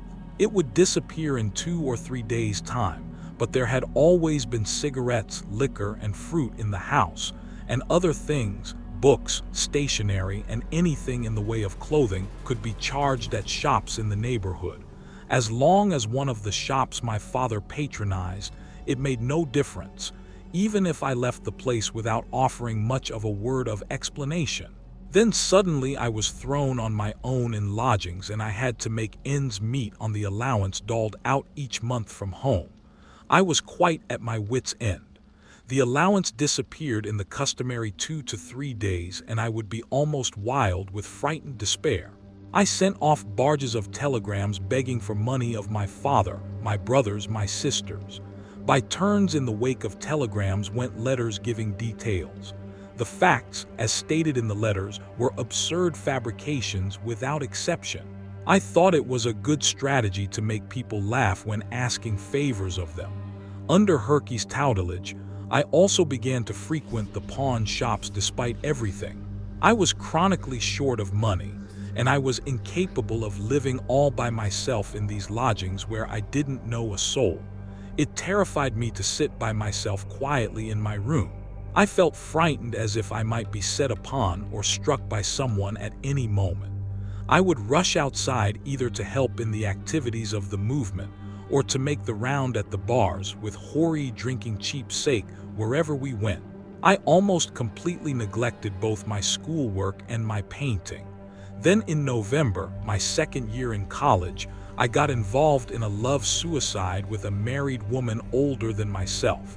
This changed everything. I had stopped attending classes and no longer devoted a minute of study to my courses. Amazingly enough, I seemed nevertheless to be able to give sensible answers in the examinations, and I managed somehow to keep my family under the delusion that all was well. But my poor attendance finally caused the school to send my father a confidential report.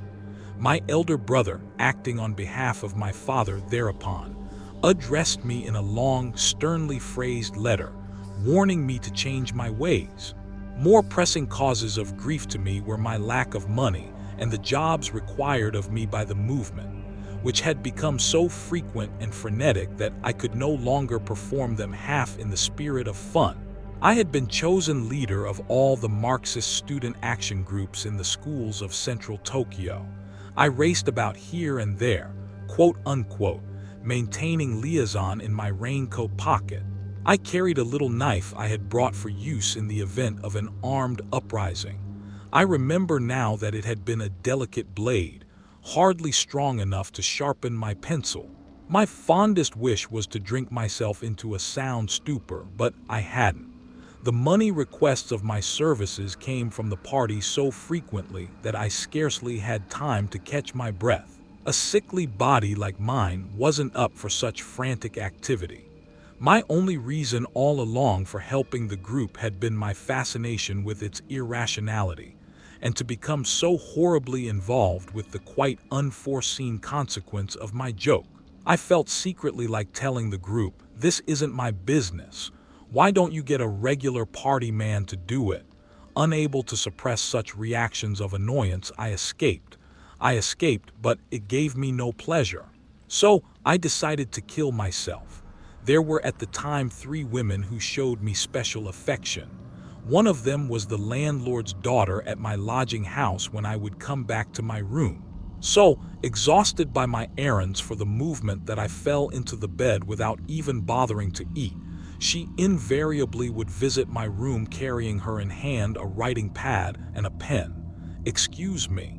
It's so noisy downstairs with my sister and my little brother that I can't collect my thoughts enough to write a letter." She would seat herself at my desk and write sometimes for over an hour. It would have been so much simpler if I just laid there and pretended not to be aware of her. But the girl's looks betrayed only too plainly that she wanted me to talk, and though I had not the least desire to utter a word, I would display my usual spirit of passive service.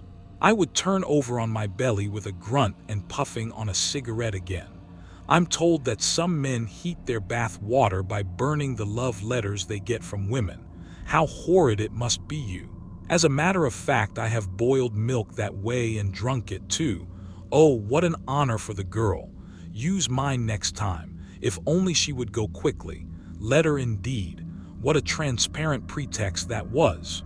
I'm sure she was writing the alphabet or the days of the week and the months. "Show me what you've written," I said, although I wanted desperately to avoid looking at it. "No, I won't," she protested. "Oh, you're dreadful." Her joy was indecent enough to chill all feeling for her. "I thought up an errand for her to do. Sorry to bother you, but would you mind going down to the drugstore and buying me some sleeping tablets? I'm overexhausted. My face is burning so I can't sleep. I'm sorry, and about the money." "Oh, that's all right. Don't worry about the money." She got up happily. I was well aware that it never offends a woman to be asked to do an errand. They are delighted if some men deigns to ask them a favor. The second girl interested me was a comrade, a student in music, the teachers training college. The activities in the movement obliged me, distasteful as it was to see her. Every day, even after the arrangements for the day's job had been completed, she doggedly tagged along after me. She bought me presents seemingly at random and offered them with the words, "I wish you would think of me as your real sister." Wincing at that affectation, I would answer, "I do," and force a sad little smile. I was afraid of angering her, and my only thought was to temporize somehow and put her off. As a result, I spent more and more time dancing attendance on that ugly, disagreeable girl. I let her buy me presents. They were without exception in extraordinarily bad taste, and I usually disposed of them immediately to the postman or the grocery boy. I tried to look happy when I was with her and made her laugh with my jokes. One summer evening, she simply wouldn't leave me in the hopes of persuading her to go. I kissed her when we came to a dark place among the street. She became uncontrollably, shamefully excited. She hailed a taxi and took me to the little room the movement secretly rented in an office building. There we spent the whole night in wild tumult. What an extraordinary sister I have, I told myself with a wry smile. The circumstances were such that I had no way of avoiding the landlord's daughter or this comrade. Every day we bumped into one another. I could not dodge them as I had various other women in the past before I knew what was happening. My chronic lack of assurance had given me willy-nilly into desperate attempts to integrate myself with both of them. It was just as I were bound to them by some ancient debt. It was at the same period that I became the unexpected beneficiary of the kindness of a waitress in one of those big cafes on the Ginza. Just after one meeting, I was so tied by gratitude to her that worrying empty fears paralyzed me. I had learned by this time to simulate sufficiently well the audacity required to board a streetcar by myself, or to go to the kabuki theater, or even to a cafe without my guidance from Huriki. Inwardly, I was no less suspicious than before of the assurance and violence of human beings. But on the surface, I had learned bit by bit the art of meeting people with a straight face. No, that's not true. I've never been able to meet anyone without the accompaniment of painful smiles, the buffoonery of defeat. What I'd required was the technique of stammering somehow almost in a daze, the necessary small talk. Was this a product of my activities on behalf of the movement or of women or liquor? Perhaps it was the chiefly being hard up for cash that perfected the skill. I felt afraid no matter where I was and wondered if the best way to obtain some source from this relentless feeling might not be to lose myself in the world of some big cafe where I'd be rubbed by crowds of drunken guests, waitresses, and porters. With this thought in my mind, I went one day alone to a cafe on the Ginza.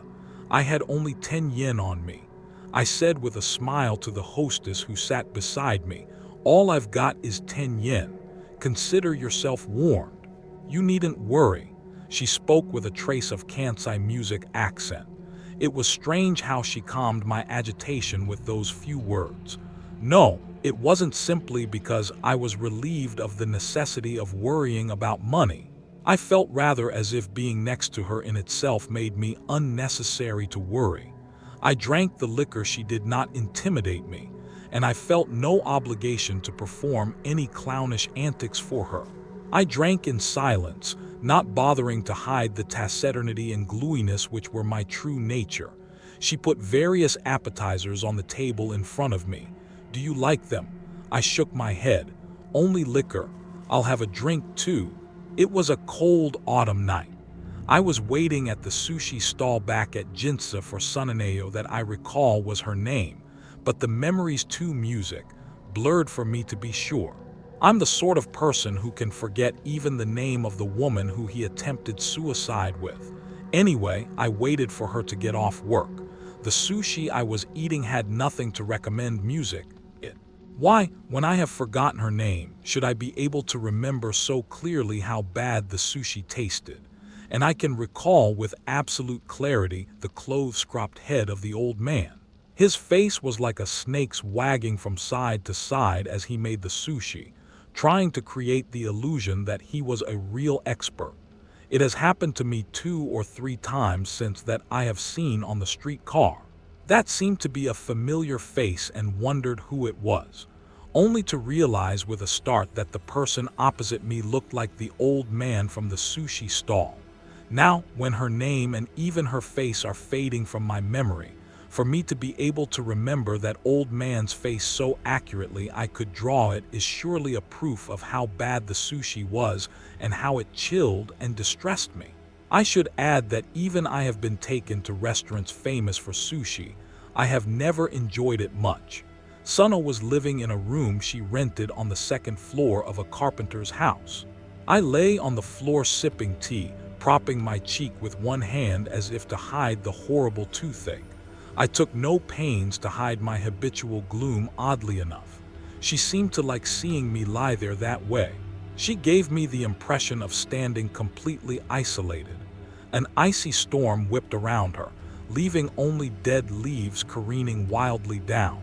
As we laid there together, she told me that she was 2 years older than I and that she came from Hiroshima. "I've got a husband, you know. He used to be a barber in Hiroshima, but we ran away to Tokyo together at the end of last year. My husband couldn't find a decent job in Tokyo. The next thing I knew, he was picked up for swindling someone and now he's in jail. I've been going to prison every day, but beginning tomorrow, I'm not going anymore." She rambled on. But I have never been able to get interested when women talk about themselves. It may be because women are so inept at telling a story. That is because they place the emphasis in the wrong places. Or, there might be other reasons. In any case, I have always turned them a deaf ear. I feel so unhappy. I'm sure that this one phrase whispered to me would arouse my sympathy more than the longest, more painstaking account of a woman's life. It amazes and astonishes that I have never once heard a woman make this simple statement. This woman did not say, "I feel so unhappy," in so many words, but something like a silent current of misery, an inch wide, flowed over the surface of her body. When I lay next to her, my body was enveloped in her current, which mingled with my own harsher current of gloom, like a withered leaf resting snorts on the stones at the bottom of a pool. I had freed myself from fear and uneasiness. It was entirely different from the feeling of being able to sleep soundly, which I had experienced in the arms of those idiot prostitutes. The night I spent with that criminal's wife was for me a night of liberation and happiness. But it lasted only one night. In the morning, when I woke and got out of bed, I was again the shadow of a clown. The weak fear happiness itself. They can harm themselves on cotton wool. Sometimes they are wounded even by happiness. I was impatient to leave her while things still stood the same before. I got wounded and I spread my usual smoke screen of farce. They say that love flies out the window when poverty comes in the door, but people generally get the scene backwards. Doesn't mean that when a man's money runs out, he's shaking off by women. When he runs out of money, he naturally is in the dumps. He's no good for anything. The strength goes out of his laugh. He becomes strangely sourced. Finally, in desperation, he shakes off the woman. The proverb means that when a man becomes half mad, he will shake and shake and shake until he's free of a woman. You'll find that explanation given in the Kanazawa dictionary. More is the pity if it's too hard for me to understand that feeling myself. I remember making Sunko laugh with those stupid remarks. I was trying to get away quickly that morning without so much as washing my face, for I was sure that to stay any longer would be useless and dangerous. Then I came out with that crazy pronouncement on love flying out the window, which was later to produce unexpected complications. I didn't meet my benefactor of that night again for a whole month. After leaving her, my happiness grew fainter every day that went by. It frightened me that even I accepted a moment's kindness. I felt I had imposed horrible bonds on myself gradually. Even the mundane fact that Sunko had paid the bill at the cafe began to weigh on me, and I felt as though she was just another threatening woman like the girl at my lodging house or the girl from my teacher's training college. Even at the distance that separated us, Sunko intimidated me constantly. Besides, I was intolerably afraid that if I met again a woman that I'd once slept with, I might suddenly burst into a flaming rage. It was my nature to be very timid about meeting people anyway, and so I finally chose the expedient of keeping a safe distance from the jinsa. This timidity of nature was no trickery on my part. Women do not bring so much to bear much as a particle of connection between what they do after going to bed and what they do on rising in the morning. They go on living with their world successfully divided in two, as if total oblivion had intervened. My trouble was that I could not yet successfully cope with this extraordinary phenomenon. At the end of November, I went drinking with Hickey at a cheap bar inn. We had no sooner staggered out of that bar than my evil companion began to insist that we continue our drinking somewhere else. We had already run out of money, but he kept badgering me. Finally, and this was because I was drunker and bolder than usual, I said, "All right, I'll take you to the land of dreams. Don't be surprised at what you see. Wine, women, and song. You mean a cafe? I do. Let's go." It happened just as simply as that. The two of us got on a streetcar. Hickey said in high spirits. "I'm starved for a woman tonight. Is it all right to kiss the hostess?" I was not particularly fond of Horiki when he played the drunk that way. Horiki knew it, and he was deliberately labor the point. "All right, I'm going to kiss her. I'm going to kiss whoever the hostess sits next to me. All right, it won't make any difference, I suppose. Thanks. Oh, I'm starved for women." We got off at the Ginza and walked into the cafe of, quote, wine, women, and song. I was virtually without a penny, and my only hope was Sunaneo. Horiki and I sat down at a vacant booth facing each other. Sunko and another hostess immediately hurried over. The other girl sat next to me, and Sunko plopped herself down beside Horiki. I was taken aback. Sunko was going to be kissed in another few minutes. It wasn't that I regretted losing her. I never had the faintest craving for possessions once in a while. It is true I have experienced a vague sense of regret at losing something, but never strongly enough to affirm positively or to contest with others my rights of possession. This was so true of me that some years later I even watched in silence when my own wife was violated. I have tried in so far as possible to avoid getting involved with the sordid complications of human beings. I have been afraid of being sucked down into their bottomless whirlpool. Suno and I were lovers of just one night. She did not belong to me. It was unlikely that I would pretend to be so impertinent an emotion as regret. And yet I was shocked.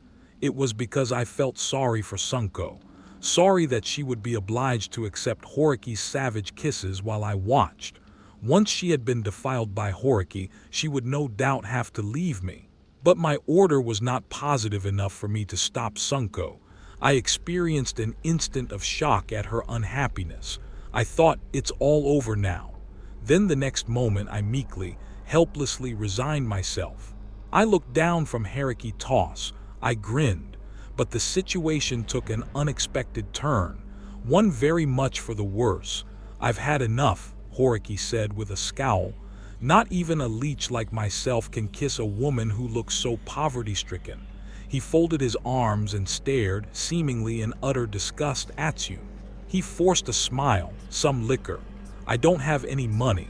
I spoke under my breath to Sunaneo. I felt I wanted to drink till I drowned in it. Suno was in the eyes of the world unworthy, even for a drunkard's kiss. A wretched woman who smelled of poverty. Astonishingly, incredibly enough, this realization struck me with the force of a thunderbolt. I drank more that night than I'd ever been in my whole life.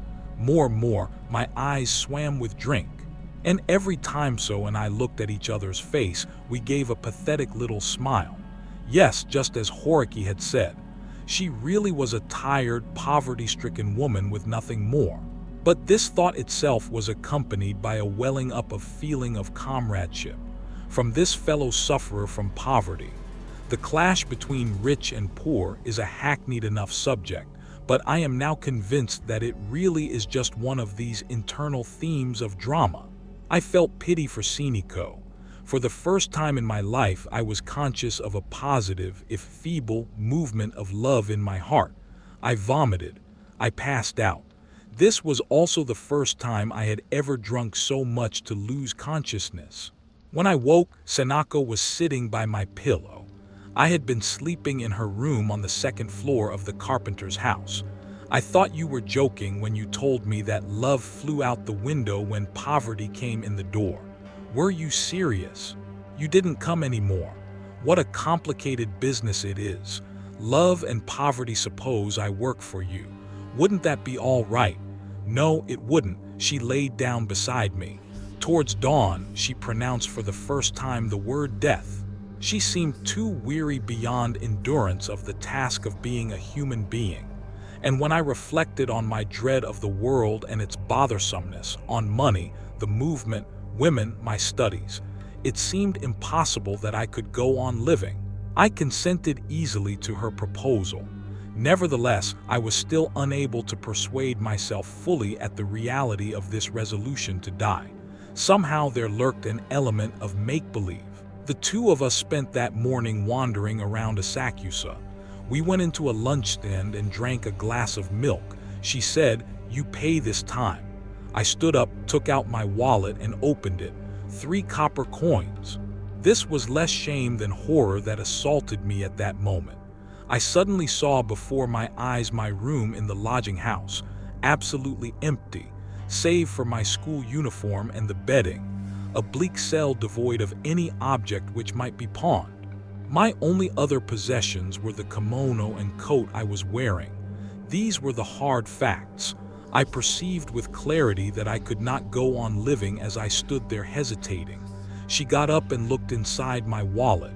"Is that all you have?" Her voice was innocent, but it cut me to the quick. It was painful, as only the voice of the first woman I had ever loved could be painful. "Is that all?" "No." Even that suggested more money than I had. 3 copper coins don't count as money at all. This was a humiliation more strange than any I had tasted before. A humiliation I could not live with. I suppose I had still not managed to extradite myself from the part of the rich man's son.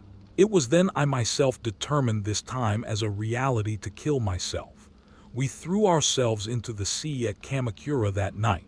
She untied her sash, saying she had borrowed it from a friend at the cafe and left it folded neatly on a rock. I removed my coat and put in the same spot. We entered the water together. She died. I was saved. The incident was treated rather prominently in the press, no doubt because I was a college student. My father's name also had some news value. I was confined in a hospital on the coast. A relative came from home to see me and take care of necessary arrangements. Before he left, he informed me that my father and all the rest of my family were so enraged that I might easily be disowned once and for all. Such matters did not concern me. I thought instead of the dead Sunaneo and longing for her, I wept. Out of all the people I'd ever known, that miserable Sunaneo was really the only one I loved. A long letter, which consisted of a string of 50 stanzas, came from the girl at my lodging house. 50 stanzas, each one beginning with the incredible words, "Please live on for me." The nurses used to visit my sick room laughing gay all the time, and some would squeeze my hand when they left. They discovered at the hospital that my left lung was affected. This was the most fortunate for me when not long afterwards I was taken from the hospital to the police station charged with having been the accomplice to a suicide. I was treated as a sick man by the police and quartered not with the criminals but in a special custody room. Late that night, the old policeman standing night duty in the room next to mine softly opened the door. "Hey," he said to me, "you must be cold. Come here next to the fire." I walked into his room, sat on a chair, and warmed myself by the fire. I feigned an air of utter dejection. "You miss her, don't you?" "Yes," I answered in a particularly faint and faraway voice. "That's human nature, I guess." His manner had become increasingly self-important. "Where was it when you first took up this woman?" The question was weighted by the authority, most indistinguishable from that of a judge. My jailer, despising me as a mere child who wouldn't know the difference, acted exactly as he were charged with the investigation. No doubt he was secretly hoping to while away the long autumn evening by extracting from me a confession in the nature of a pornographic story. I guessed his intent at once, and all I could do was restrain the impulse to burst out laughing in his face. I knew that I had the right to refuse to answer any queries put to me by the policeman in this quote informal interrogation of this sort. But in order to lend some interest to the long night ahead, I cloaked myself in a kind of simple sincerity, as if I firmly, unquestioningly believed that this policeman was responsible for investigating me, and that the degrees of severity of my punishment depended solely on his decision. I made up a confession absurd enough to satisfy more or less his pertinent curiosity. I got a pretty good idea now. We always take it into consideration when a prisoner answers everything honestly. Thank you so much. I sure hope you'll do what you can to help me. My performance was all but inspired, a great performance which brought me no benefit whatsoever. In the morning, I was called before the police chief. This time, it was the real examination. As soon as I opened the door and entered his office, "Music," the police chief said, "there's a handsome young lad for you. It wasn't your fault. I can see your mother's to blame for having brought such a handsome boy into this world. He was still young, a dark-complexioned man with something about him, which suggested a university education." His words caught me off guard and made me as wretched as if I had been born deformed with a red macula covering half my face. The examination conducted by his athletic-looking police chief was simple and to the point. A world removed from the furtive tenacity obscene examination. The old policeman had given me the night before after he finished his questioning. He filled out a form to send to the district attorney's office. He commented as he wrote, "You mustn't neglect your health that way. You've been coughing blood, haven't you?" That morning I had an odd hawking cough, and every time I coughed, I covered my mouth with my handkerchief. The handkerchief was spattered with blood, but it was not blood from my throat. The night before, I had been picking at a pimple under my ear, and the blood was from that pimple. Realizing at once that it could be to my advantage not to reveal that truth, I lowered my eyes and sanctimoniously murmured, "Yes." The police chief finished writing his paper. "It's up to the district attorney whether or not they bring action against you, but it would be a good idea to telephone or telegraph a guarantor to come to the district attorney's office in Yokohama. There must be someone, isn't there, who will guarantee you or offer bail." I remembered that a man from my hometown, an antique dealer who was a frequent visitor at my father's house in Tokyo, had served as my guarantor at school. He was a short-set man of 40, a bachelor and a henchman of my father's. His face, particularly around the eyes, looked so much like a flatfish that my father always called him by that name. I also had always thought of him as Flatfish. I borrowed the telephone directory at the police station and found Flatfish's number. I found it and Music called him. I asked if he would mind coming to Yokohama. Flatfish's tone when he answered was unrecognizably officious, but he agreed in the end to be my guarantor. I went back to the custody room. The police chief's loud voice reached me as he barked out to the policeman, "Hey, somebody disinfect that telephone receiver.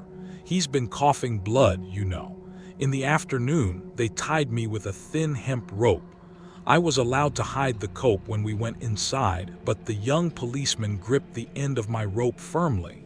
We went to Yokohama on a streetcar. The experience hadn't upset me in the least. I missed Music, the custody room in that police station, and even the old policeman. What I remember makes me that way. When they tied me up as a criminal, I actually felt relieved. A calm, relaxed feeling.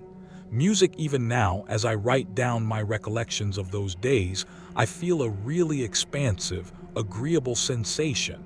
But among my otherwise nostalgic memories, there is one harrowing disaster which I shall never be able to forget, and which even now causes me to break out into a cold sweat. I was given a brief examination by the district attorney in his dimly lit office. He was a man of about 40 with an intelligent calm about him, which I'm tempted to Music call honest good looks. He seemed so simple and straightforward that I let down my guard completely. I was listlessly recounting my story when suddenly I was seized with another fit of coughing.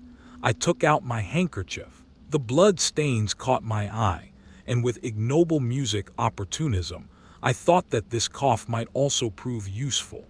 I added a couple of extra exaggerated coughs for good measure, and my mouth still covered by the handkerchief. I glanced at the district attorney's face. The next instant he asked with his quiet smile, "Wasn't that real?" Even now, the recollection makes me feel so embarrassed that I can't sit Music still. It was worse, I'm sure. Even then, when in high school I was plummeted into hell by that stupid Tacky tapping me on the back and saying, "You did it on purpose." Those were the two great disasters in a lifetime of music acting. Sometimes I'd even thought that I should have preferred to be sentenced to 10 years imprisonment rather than to meet with such a gentle contempt from music. The district attorney. The charge against me was suspended, but this brought no music joy. I felt utterly wretched as I sat on a bench in the corridor outside the district attorney's office, waiting for the arrival of my guarantor, Flatfish. I could see through the tall windows behind my bench, the evening sky glowing in the sunset. Seagulls were flying by in a line which somehow suggested the curve of a woman's body. One of Taikai's predictions came true. The other went astray. The inglorious prophecy that women would fall for me turned out to be just as he said. But the happy one that I should certainly become a great artist failed to materialize. I never managed to become anything more impressive than an unknown second-rate cartoonist employed by the cheapest magazines. I was expelled from college on account of the incident in Kamakura, and I went to live in a tiny room on the second floor at Flatfish's house. I gathered that minute sums of money that remitted from home every month for my support, never directly to me, but secretly to Flatfish. They apparently were sent by my brothers without my father's knowledge. That was all. Every other connection with home severed, Flatfish was invariably in a bad humor. Even if I smiled to make myself agreeable, he would never return the smile. The change in him was no extraordinary as to inspire me with thoughts of how contemptible, or rather how comic human beings are who can metamorphose themselves as simply and effortlessly as they turn over their hands. Flatfish seemed to be keeping an eye on as if I were very likely to commit suicide. He must have thought there was some danger I might throw myself into the sea after the woman, and he sternly forbade me to leave the home. Unable to drink or to smoke, I spent my whole days from the moment I got up until I went to bed, trapped in my cubicle of a room with nothing but old magazines to read. I was living the life of a hatwit, and I had quite lost even the energy to think of suicide. Flatfish's house was near the Okubino Medical School. The signboard of the shop, which proclaimed in bold letters, "Garden of Green Dragon Art and Antiques," was the only impressive thing about the place. The shop itself was long, narrow affair, and the dusty interior of which contained nothing but shelf after shelf of useless junk. Needless to say, Flatfish did not depend for a living on the sale of this rubbish. He apparently made his money by performing such services as transferring possession of the secret property of one client to another to avoid taxes. Flatfish almost never waited in the shop. Usually, he set out early in the morning in a great hurry, his face set in a scowl, leaving a boy of 17 to look after the shop in his absence. Whenever this boy had nothing better to do, he used to play catch in the street with the children of the neighborhood. He seemed to consider the parasite living on the second floor a simpleton, if not outright lunatic. He used to even to address me lectures in the manner of an older and wiser head. Never having been able to argue with anybody, I submissively agreed to his words, a weary though admiring expression on my face. I seem to recall having heard long ago from people at home gossip to the effect that this clerk was an illegitimate son of Flatfish, though the two of them never addressed each other as father and son. There must have been some reason for this, and for Flatfish's having remained a bachelor, but I am congenially unable to make such interest in other people, and I don't know anything beyond what I have stated. However, there was undoubtedly something strangely fish-like about the boy's eyes, leading me to wonder if the gossip might not be true. But if this were the case, this father and son led a remarkably cheerless existence. Sometimes late at night, they would order noodles from a neighborhood shop just for the two of them without inviting me, and they ate in silence, not exchanging so much as a word. This boy almost always prepared the food in Flatfish's house, and 3 times a day he would carry on a separate tray meals for the parasite on the second floor. Flatfish and the boy ate their meals in the dank little room under the stairs so hurriedly that I could hear the clatter of plates.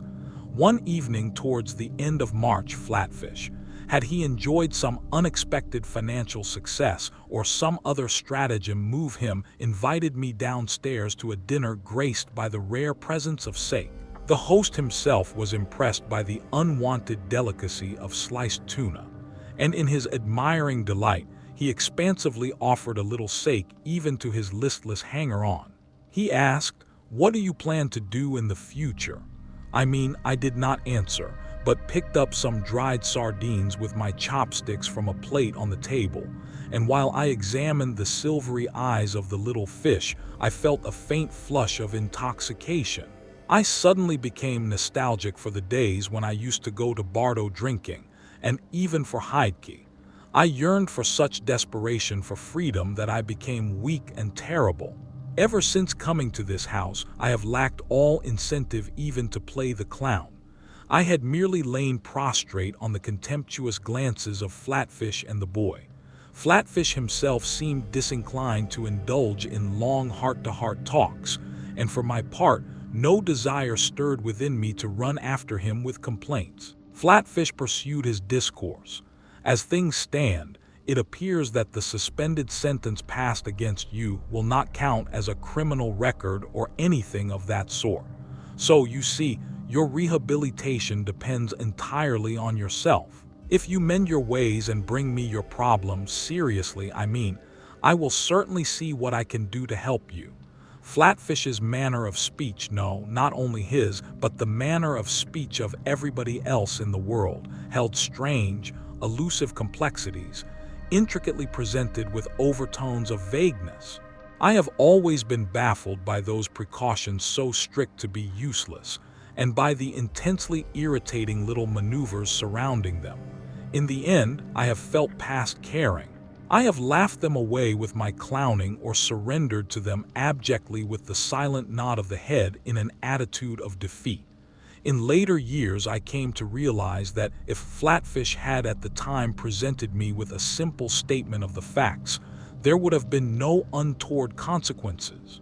But as the result of his unnecessary precautions, or rather of the incomprehensible vanity of love and appearances of most people in the world, I was subjected to the most dismal set of experiences.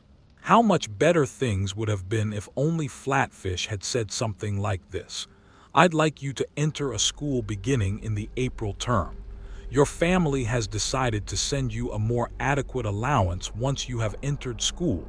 Only later did I learn that this was in fact the situation. If I had been told that, I should probably have done what Flatfish asked. But thanks to his intolerably prudent circumlocuous manner of speech, I felt only irritable, and this caused the whole course of my life to be altered. If you do not feel like confiding your problems to me, I'm afraid there's nothing I can do for you. What kind of problem? I really had no idea what he was driving at. Isn't there something weighing on your heart, for example?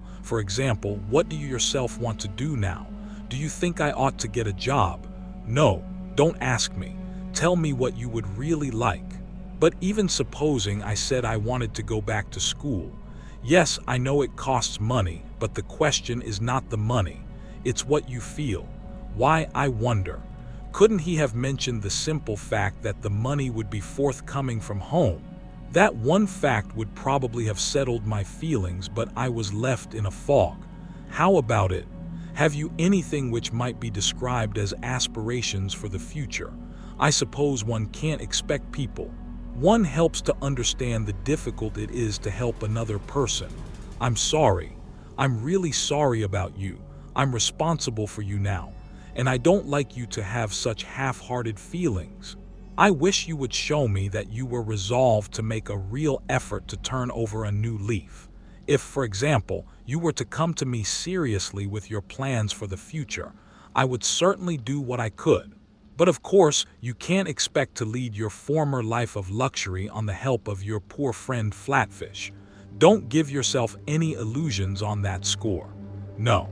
But if you are resolute in your determination to begin again, Arash, and you make definite plans for building your future, I think I might actually be willing to help you to rehabilitate yourself if you came to me for help, though heaven knows I haven't much to spare. Do you understand my feelings? What are your plans? If you won't let me stay here in your house, I'll work. Are you serious? Do you realize that nowadays even graduates of Tokyo Imperial University? No, I was thinking of getting a job with a company. What then? I want to be a painter. I eye this with conviction. What? I could never forget the indescribably crafty shallow that passed over Flatfish's face as he laughed at me, his neck drawn in. It resembled contempt, yet it was different. If the world, like the sea, had depths of 1,000 fathoms, this was the kind of weird shadow which might be found hovering here and there at the bottom. It was a laugh that enabled me to catch a glimpse of the very gnaw of adult life, he said. There's no point in discussing such a thing. Your feelings are still up in the air. Think it over. Please devote this evening to thinking it over seriously. I ran up to the second floor as though driven, but even when I lay in bed, nothing of a particularly constructive nature occurred to me. The next morning at dawn, I ran away from Flatfish's house. I left behind a note scrawled in pencil in big letters in my writing pad. I shall return tonight without fail. I'm going to discuss my plans for the future with a friend who lives at the address below. Please don't worry about me. I'm telling the truth. I wrote Horiki's name and address and stole out of Flatfish's house. I did not run away because I was mortified of having been lectured by Flatfish. I was exactly as Flatfish described, a man whose feelings were up in the air, and I had absolutely no idea about future plans or anything else. Besides, I felt rather sorry for Flatfish, and I should be a burden on him, and I found it quite intolerably painful to think that if by some remote chance I felt like bestirring myself to achieve such a worthy purpose, I should have to depend on another. When I left Flatfish's house, however, I was certainly not seriously entertaining any idea of consulting the likes of Horiki about my future plans. I left the note hoping thereby to pacify Flatfish for a little while, if only for a split second. I didn't write this so much out of detective story stratagem to gain a little bit more time for my escape, though I must admit that that desire was at least faintly present, as if to avoid causing Flatfish to a sudden shock, which would send him to a state of wild alarm and confusion. I think that might have been a somewhat more accurate presentation of my motives. I knew that the facts were certain to be discovered, but I was afraid to state them as they were. One of my tragic flaws is the compulsion to add some sort of embellishment to every situation, a quality which made people call me at times a liar. But I have almost never embellished in order to bring myself any advantage. It was rather that I had a strangulating fear of what that cataclysmic damage in the atmosphere, the instant the flow of convergent flagged, and even I knew that later on to my disadvantage. I frequently felt obligated to add almost inadvertently my word of embellishment out of the desire to please born my usual desperate mania for service. This may have been a twisted form of my weakness and idiocy, but the habit it endangered was taken full advantage by the so-called honest citizens of the world. That was how I happened to jot down Haki's name and address as it floated up in the distant recesses of my memory. After leaving Flatfish's house, I walked as far as Shinjuku, where I sold the books I had in my pockets. There I stood there uncertainly, utterly at a loss of what to do, though I've always made it my practice to be pleasant to everybody. I have not once actually experienced friendship. I have only the most painful recollections of my various acquaintances, with the exception of such companions in pleasure as Horaki. I have frantically played the clown in order to disentangle myself from these painful relationships, only to wear myself out as a result. Even now, it comes as a shock if by chance I notice in the street a face resembling someone I know. however slightly, and I am at once seized by a shivering violent enough to make me dizzy. I know that I am liked by other people, but I seem to be deficient in the facility to love others. I should add that I have very strong doubts as to whether even human beings really possess this facility. It was hardly to be expected that someone like myself could ever develop any close friendships. Besides, I lacked even the ability to pay visits. The front door of another person's house terrified me more than the gate of the Inferno in the Divine Comedy. And I am not exaggerating when I say that. I really felt I could detect within the door a presence of a horrible dragon-like monster writhing there in the dark raw smell. I had no friends. I had nowhere to go. Horyuki here was a real cause of a true word have been used in justice. I decided to visit Horyuki exactly as I had stated in my farewell note to Flatfish. I had never before gone myself to Horyuki's house. Usually, I would invite him to my place by telegram when I wanted to see him. Now, however, I doubted whether I could manage that telegraph fee. I also wondered with the jaundiced intelligence of a man in disgrace whether Horyuki might even refuse to come if I telegraphed him. I decided on a visit, the most difficult thing in the world for me. Giving vent to a sigh, I boarded the streetcar.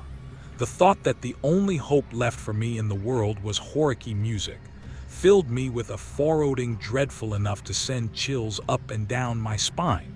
Hickey was at home. He lived in a two-storied house at the end of a dirty alley. Horyuki occupied only one medium-sized room on the second floor.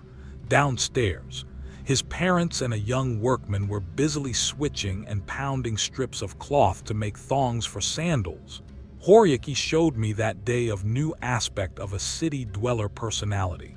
This was his knowing nature, an egoism so icy, so crafty that a country boy like myself could only stare with eyes open wide in amazement. He was not a simple, endlessly passive type like myself. What a surprise. You've been forgiven by your father, have you? Not yet. I was unable to confess that I had run away. In my usual way, I evaded the issue. Though I was certain that Horyuki soon, if not immediately, would grasp what had happened. Things will take care of themselves in one way or another. Look here, it's no laughing matter. Let me give you a word of advice. Stop your foolishness here and now. I've got business today anyway. I'm awfully busy these days. Business? What kind of business? Hey, what are you doing here? Don't tear the thread off the cushion. While we were talking, I had unconsciously been fiddling with and twisting around my finger one of the tass-like threads which protruded from the corners of the cushion on which I sat. Binding threads, I music, think they're called. Horyuki had assumed a jealous possessiveness about everything in his house down to the last cushion thread, and he glared at me, seemingly quite unembarrassed by his attitude. When I think about it, Horyuki's acquaintanceship with me had cost him nothing. Ryuki's aged mother brought in a tray with 2 dishes of jelly. What have we here? Horyuki asked his mother tenderly in the tones of a truly beautiful son, continuing in language so polite it sounded quite unnatural.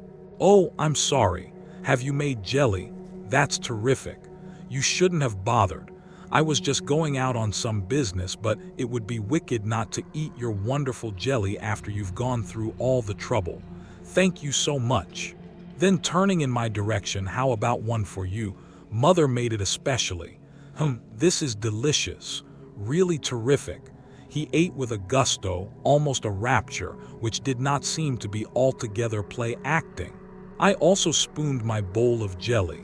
It tasted watery. And when I came to the piece of fruit at the bottom, it was not fruit after all, but a substance I could not identify.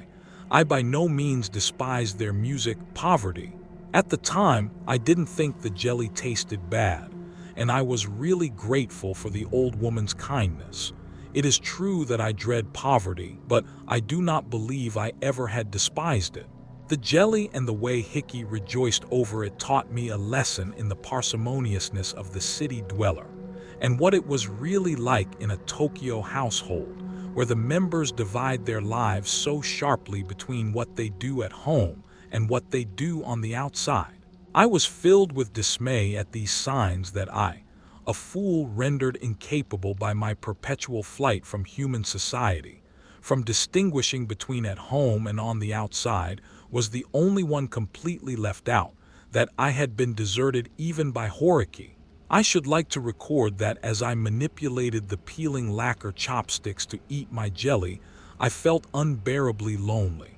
"I'm sorry, but I got an appointment today," Horiki said, standing and putting on his jacket. "I'm going now." "Sorry."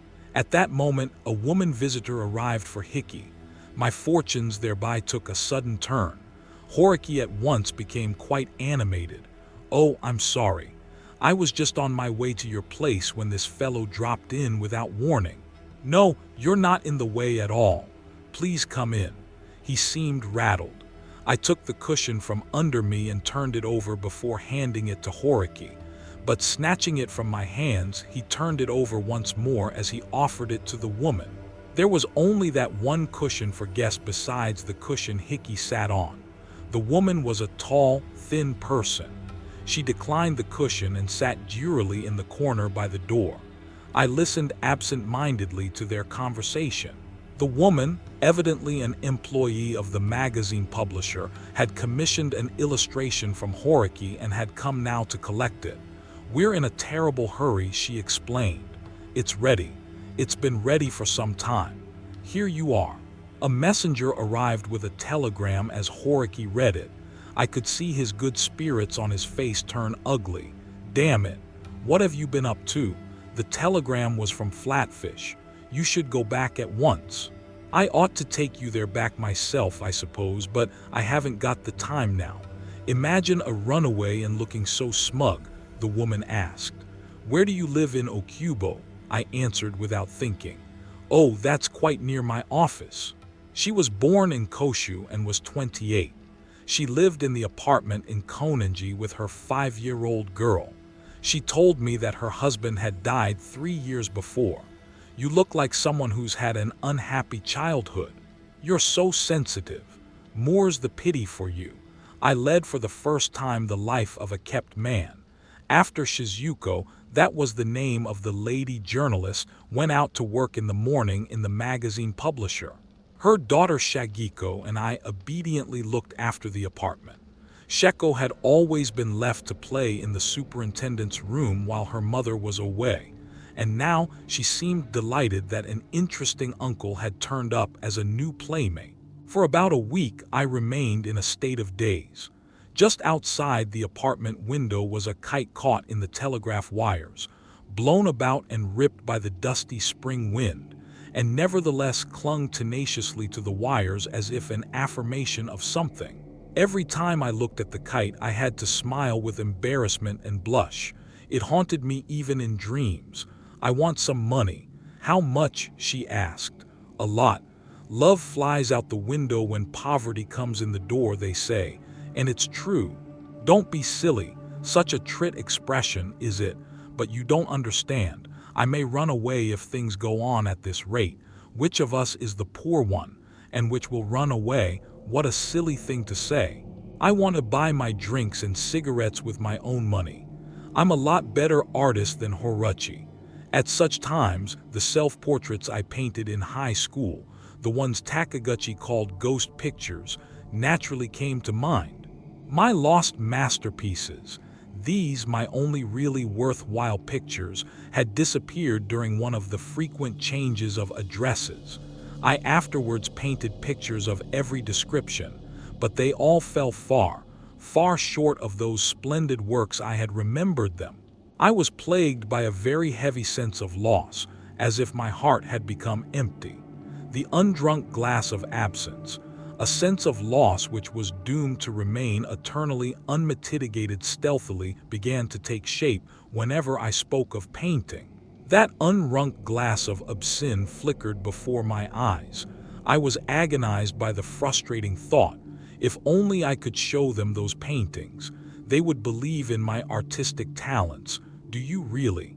You're adorable when you joke that way with such a serious face, but it was no joke. It was true. I wish I could have shown her those pictures. I felt an empty chagrin which suddenly gave way to resignation. I added cartoons. I mean, I'm sure I'm better than Horky at cartoons, if nothing else. These clownish words of deceit were taken more seriously than the truth. Yes, that's so. I've been really struck by those cartoons you're always drawing for, Shigeko. I burst out laughing over them myself. How would you like to draw for our magazine? I can easily ask the editor. Her company published a monthly magazine, not an especially notable one, for children. Most women only have to lay eyes on you to want to be doing something for you so badly they can't stand it. You're always so timid and yet you're funny. Sometimes you get terribly lonesome and depressed, but that only makes a woman's heart itch all the more for you. Shizuko flattered me with these and other compliments which, with the special repulsive quality of the kept man, I calmly accepted whenever I thought of my situation.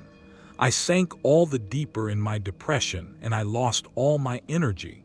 It kept preying on my mind that I needed money more than a woman, that anyway I wanted to escape from Shizuko and make my own living. I made plans of every sort, but my struggles only inched me the more in my dependence on her. The strong-minded woman herself dealt with the complications which developed from my running away and took care of almost everything else for me.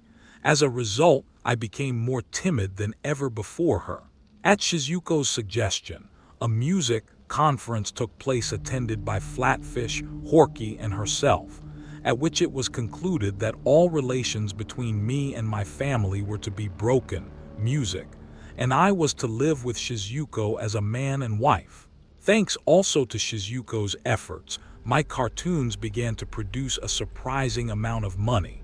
I bought liquor and cigarettes as I had planned with proceeds, but my gloom and depression grew only the more intense I had sunk to the bottom. Sometimes when I was drawing the adventures of Kinta and Ot, the monthly comic strip for Shizuko's magazine, I would suddenly think of home, and this made me feel so miserable that my pen would stop moving, and I looked down through brimming tears. At such times there was one slight relief came from my little Shigo. By now she was calling me Daddy with no show of hesitation. Daddy, is it true that God will grant you anything if you pray for it? I thought that I for one would like to make such a prayer. Vouchsafe unto me a will of ice. Acquaint me with the true natures of human beings. Is it not a sin for a man to push aside his fellow? Vouchsafe unto me a mask of anger. Yes, I'm sure he'll grant Shiko anything she wants, but I don't suppose Daddy has a chance. I was frightened even by God. I could not believe in his love, only in his punishment. Faith that I felt was the act of facing the tribunal of justice with one's head bowed to receive the scourge of God. I could believe in hell, but it was impossible for me to believe in the existence of heaven. Why you had the chance? Because I disobeyed what my father told me. Did you? But everyone says you're so nice.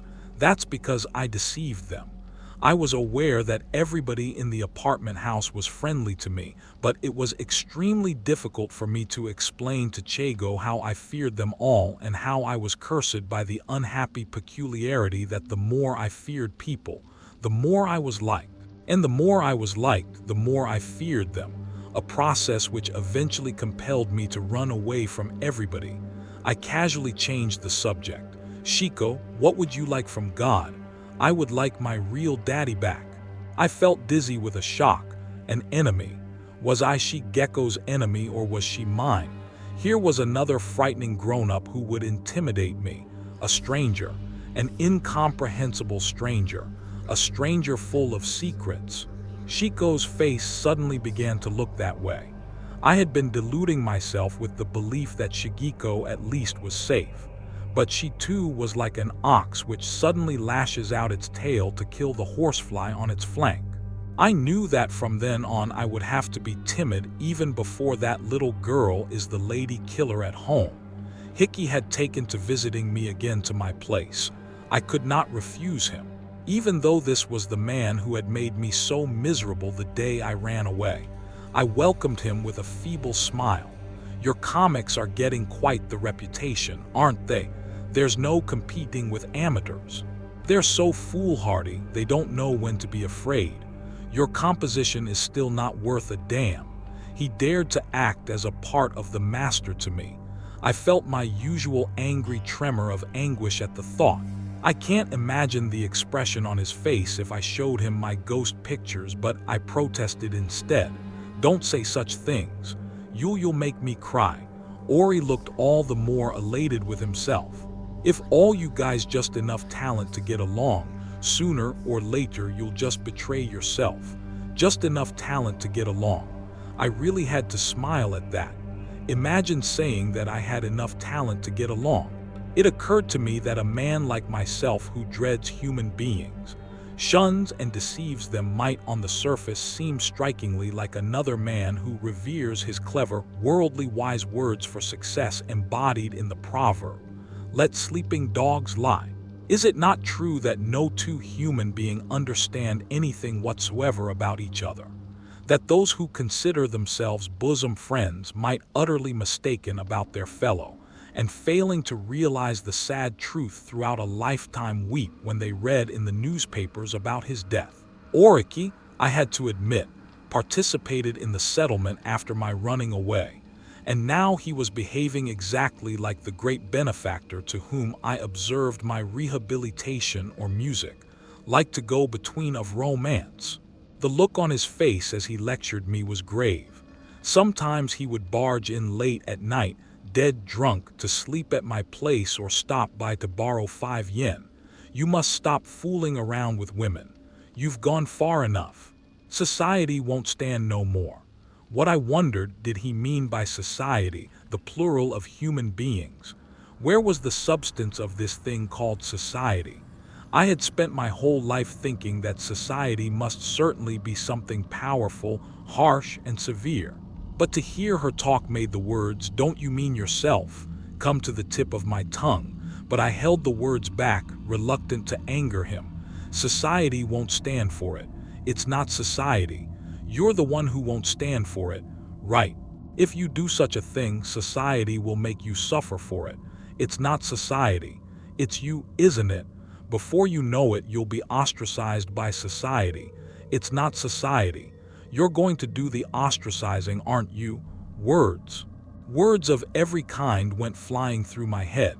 Know thy particular fearsomeness, thy knavery, cunning, and witchcraft. What I said, however, as I wiped the perspiration from my face with a handkerchief, was merely, "You put me in a cold sweat." I smiled.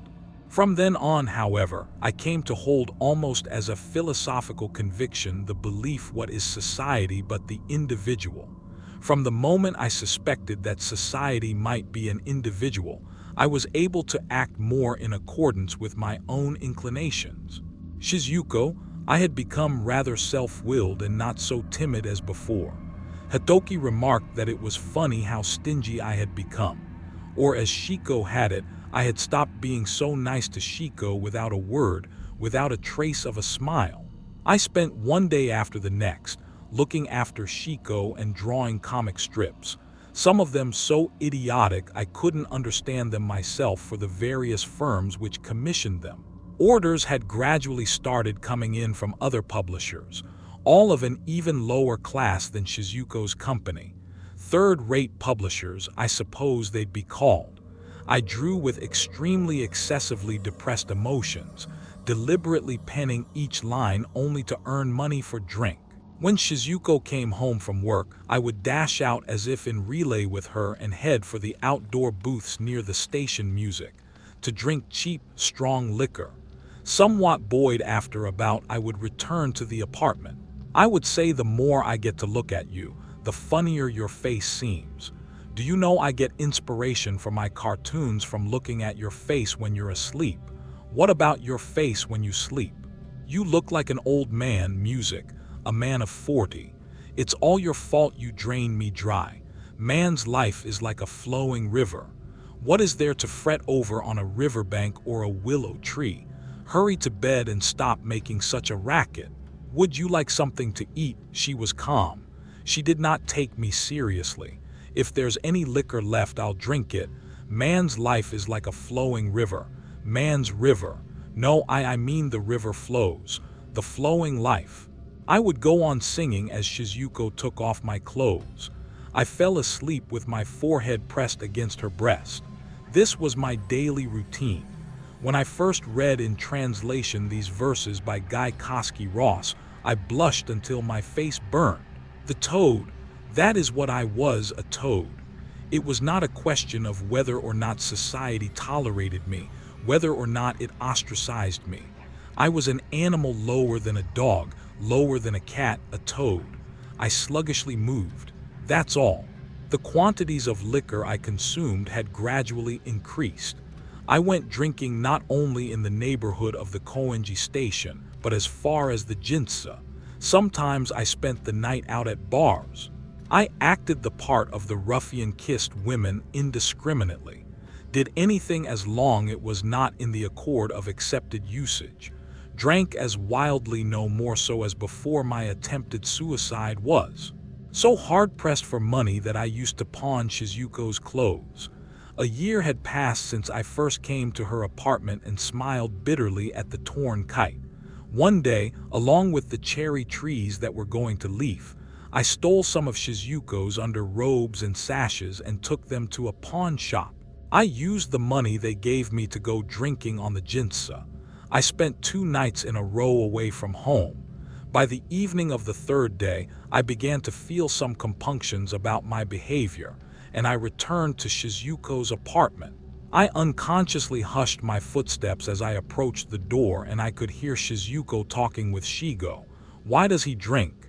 It's not because he likes liquor. It's because he's too good. Because do all good people drink?" "Not necessarily, but I'm sure Daddy will be surprised. Maybe he won't like it. Look, it jumped out of the box, like the funny man in the comics he draws." "Yes, isn't it?" Shizuko's low laugh sounded genuinely happy. I opened the door a crack and looked in. I saw a small white rabbit bouncing around the room. "The 2 of them are chasing it." They were happy. The 2 of them. I'd been a fool to come between them. I might destroy them both if I were not careful. A humble happiness, a good mother and child. God, I thought, if you listen to the prayers of people like myself, grant me happiness once. Only once in my whole lifetime will be enough. Hear my prayer. I felt like getting down on my knees and praying then and there.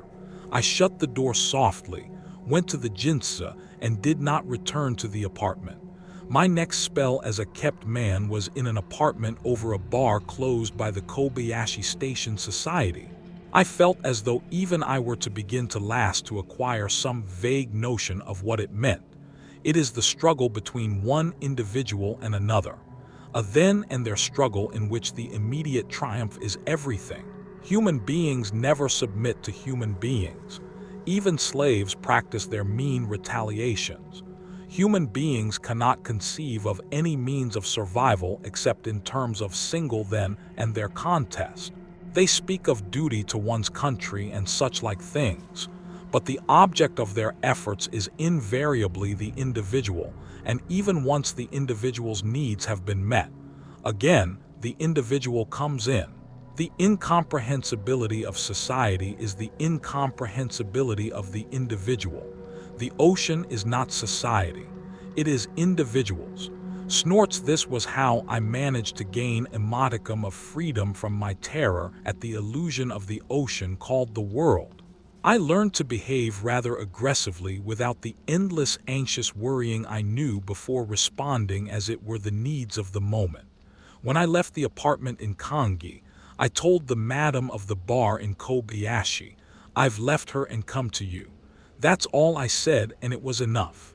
In other words, my single then and their contest had been decided, and from that night I lodged myself without ceremony on the 2nd floor of her place. Society, which in by all rights should have been implacable, inflicted not a particle of harm on me, and I offered no explanations. As long as the madam was so inclined, everything was all right. At the bar, I was treated like a customer, like the owner, like an errand boy, like a relative of the management. One might have expected that I would be considered a very dubious character, but society was not in the least suspicious of me, and the regular customers of the bar treated me with almost painful kindness. They called me by my first name and bought me drinks. I gradually came to relax my vigilance towards music, the world. I came to think that this was not such a dreadful place.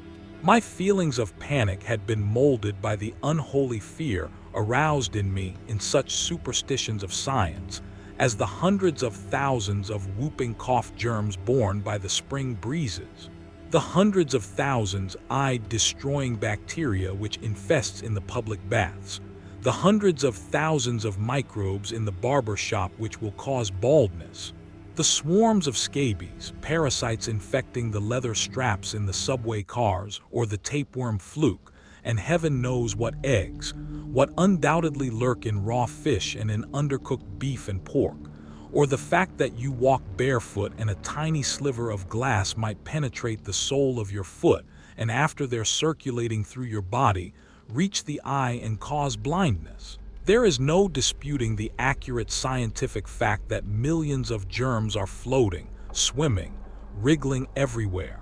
At the same time, however, if you ignore them completely, they lose all possible connection with yourself and at once become nothing more than vanishing ghosts of science. This too I came to understand. I had been so terrorized by scientific statistics that whenever I left over a single grain of rice, whenever I blew a nose, I imagined I was wasting mountains of rice, tons of paper, and I fell prey to a mood dark as if I had committed some terrible crime. But these were the lies of science, the lies of statistics and mathematics. You can't collect 3 grains of rice from everybody, even as an exercise of multiplication or division.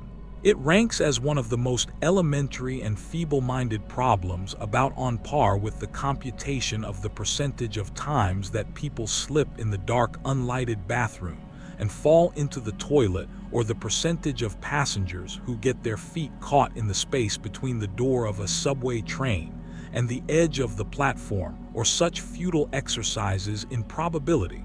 These events seem entirely within the bounds of possibility, but I have never heard a single instance of anyone hurting himself by falling into the toilet. I felt pity and contempt for the self, which until yesterday had accepted such hypothetical situations as eminently factual scientific truths, and was terrified by them. This shows the degree to which I had bit by bit arrived at the knowledge of the real nature of what is called the world. After saying that, I'm still afraid of human beings. And before I could meet even the customers in the bar, I had to fortify myself by gulping down the glass of liquor. The desire to see frightening things. That was what drew me every night to the bar where, like the child who squeezes his pet all the harder when he actually fears it a little, I proclaimed to the customer standing at my bar the drunken, bulging theories of art. A comic strip artist, and at that an unknown, knowing no great joys, nor for that matter any great sorrows. I craved desperately some great savage joy, no matter how immense the suffering might ensue. But my only actual pleasure was to engage in meaningless chatter with the customers and to drink their liquor. Close to a year had gone by since I took up this debased life in the bar in Kobayashi. My cartoons were no longer confined to the children's magazines, but now also appeared in the cheap pornographic magazines that are now sold in railway stations. Under a silly pseudonym, I drew dirty pictures of naked women, to which I usually appended appropriate verses from the Rubaiyat. Waste not your hour, nor in the vain pursuit of this and that endeavor and dispute. Better be merry with the fruitful grape than sadden after none or bitter fruit. Some of the glories of this world and some sigh for the prophet's paradise to come. Ah, take the cash and let the promise go, nor heed the music of a distant drum. And that inverted bowl we call the sky, where under crawling cooped we live and die. Lift not your hand so it for help, for it as impotently rolls as you or I. There was at this period in my life a maiden who pleaded with me to give up my drink. You can't go on drinking every day from morning to night that way. She was a girl of 17 or so who worked in a little tobacco shop across the way from the bar. Yoshiko, that was her name, a pale little girl with crooked teeth. Whenever I went to buy cigarettes, she would smile and repeat her advice. What's wrong with drinking? Why is it bad? Better be merry with a fruitful grape and sad in after none or bitter fruit. Many years ago there was a Persian no let's skip it oh plague, and no more with human or divine tomorrows tangle with itself resign, and lose your fingers to the tresses of the cypress slender masters of wine. Do you understand? No, I don't. A little girl, you are going to kiss you, go ahead head. She pouted out her lower lip, not in the least abashed. You silly fool. You and your ideas of chastity. There was something unmistakable in Yoshiko's expression which marked her as a virgin who had never been defiled. Soon after the new year, one night in the dead of winter, I drunkenly staggered out in the cold to buy some cigarettes and fell into a manhole in front of her shop. I shouted for Yoshiko to come save me. She hauled me out and bandaged my bruised right arm. Yoshiko, earnest and unsmiling, said, "You drink too much. The thought of dying has never bothered me, but getting hurt, losing blood, becoming crippled, and the like. No thanks." I thought as I watched Yoshiko bandage my hand that I might cut down on my drinking. "I'm giving it up from tomorrow on. I won't touch a drop." "Do you mean it?" "There's no doubt about it. I'll give it up." "If I give it up, will you marry me, Yoshiko?" Asking her to marry me was, however, intended only as a joke. Natch for naturally was popular at the time, right? Let's hook fingers on that. I promise I'll give it up. The next day, as might have been expected, I spent drinking towards evening. I made my way to Yoshiko's shop on shaking music, legs, and called to her. "Yoshiko, I'm sorry. I got drunk." "Oh, you're awful." Trying to fool me by pretending to be a drunk, I was startled. I felt suddenly quite sober. "No, it's the truth. I really have been drinking. I'm not pretending. Music, don't tease me. You're mean." She suspected something. "I think you should just tell by looking at me. I've been drinking today since music noon. Forgive me. You're a good actor." "I'm not acting, you idiot. I'm going to kiss you." "Go ahead." "No, I'm not qualified.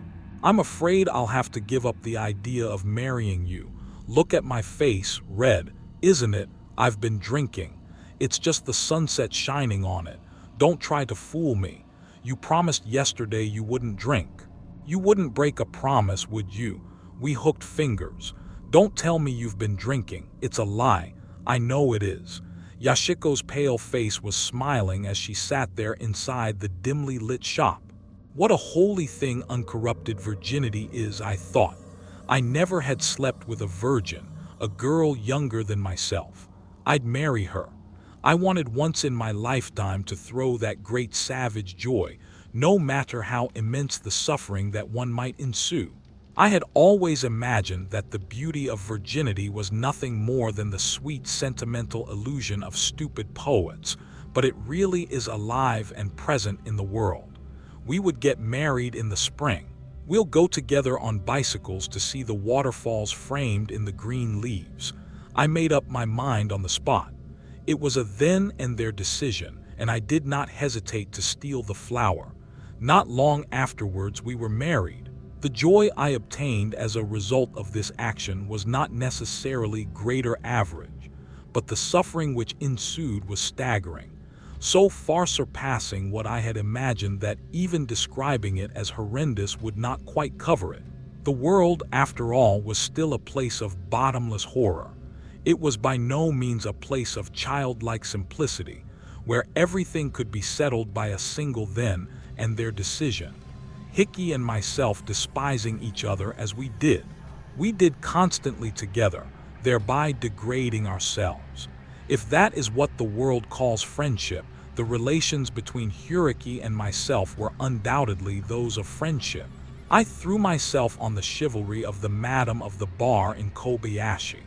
It is a strange use of that word to speak of a woman's chivalry, But in my experience, at least in the cities, the women possessed a greater abundance of what might be termed chivalry than the men.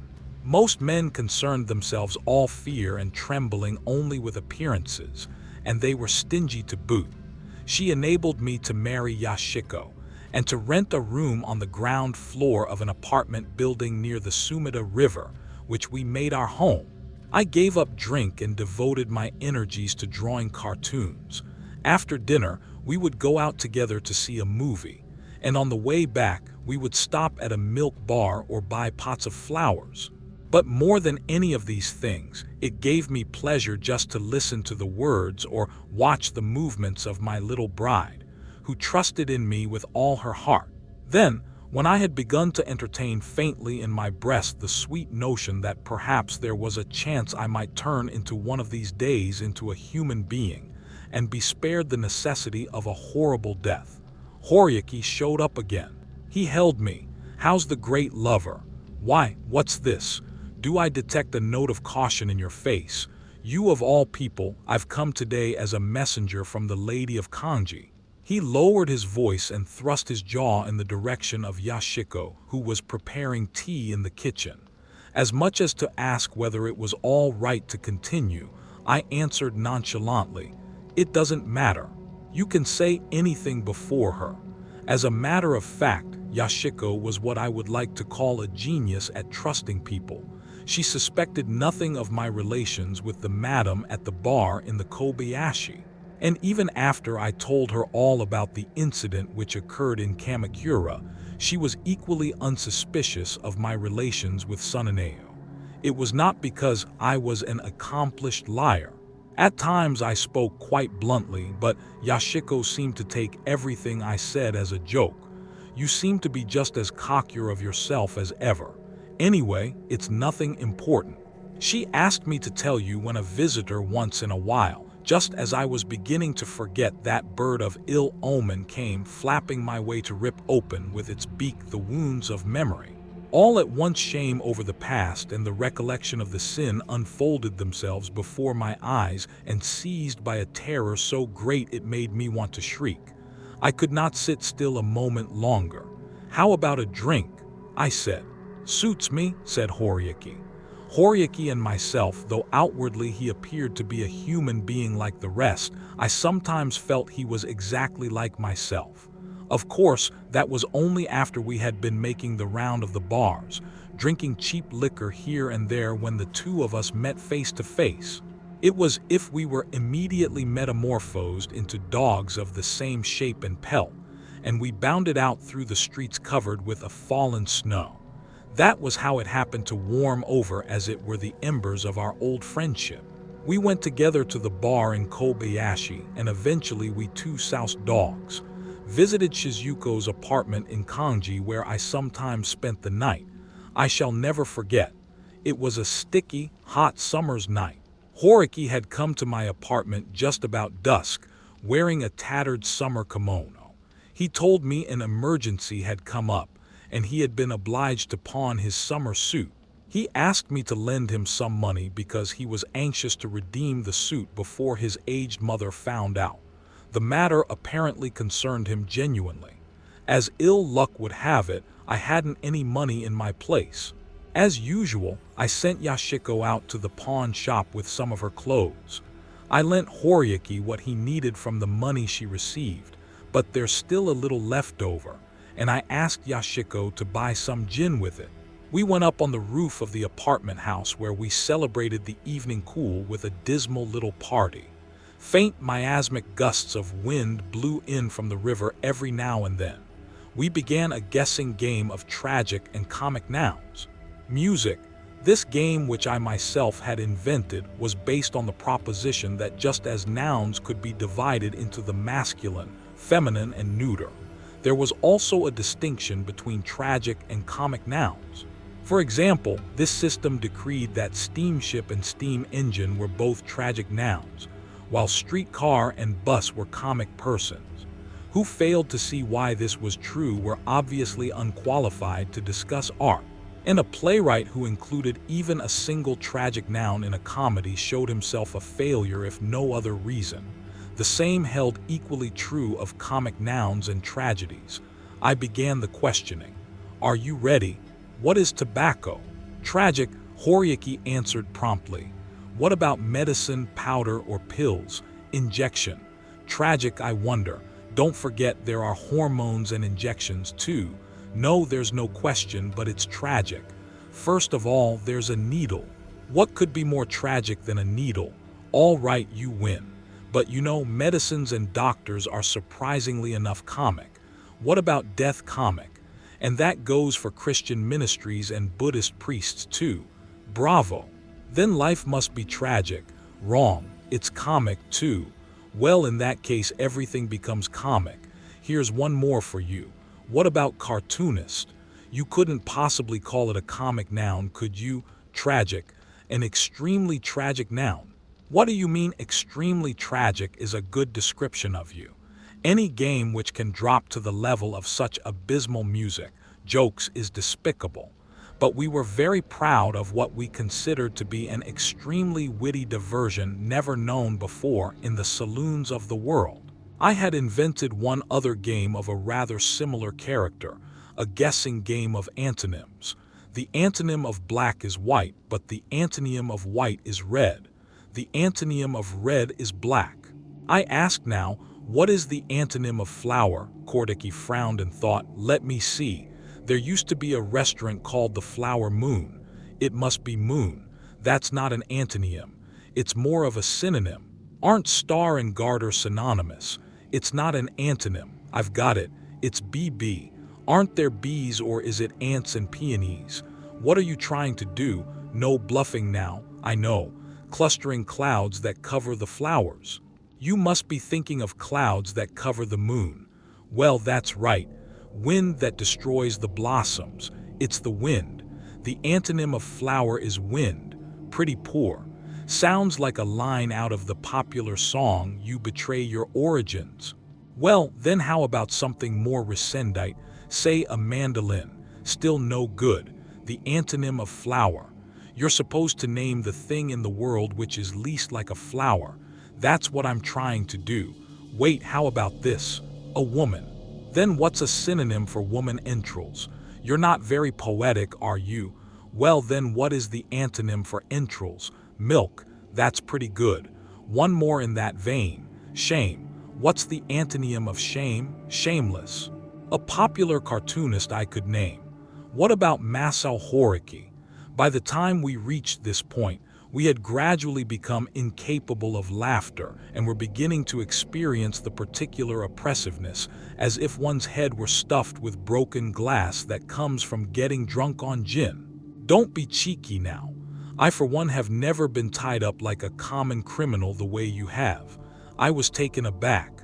Orosai at heart did not treat me like a full human being.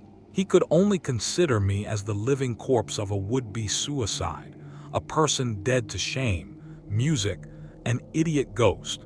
His friendship had no other purpose but to utilize me in whichever way would most further his own pleasures.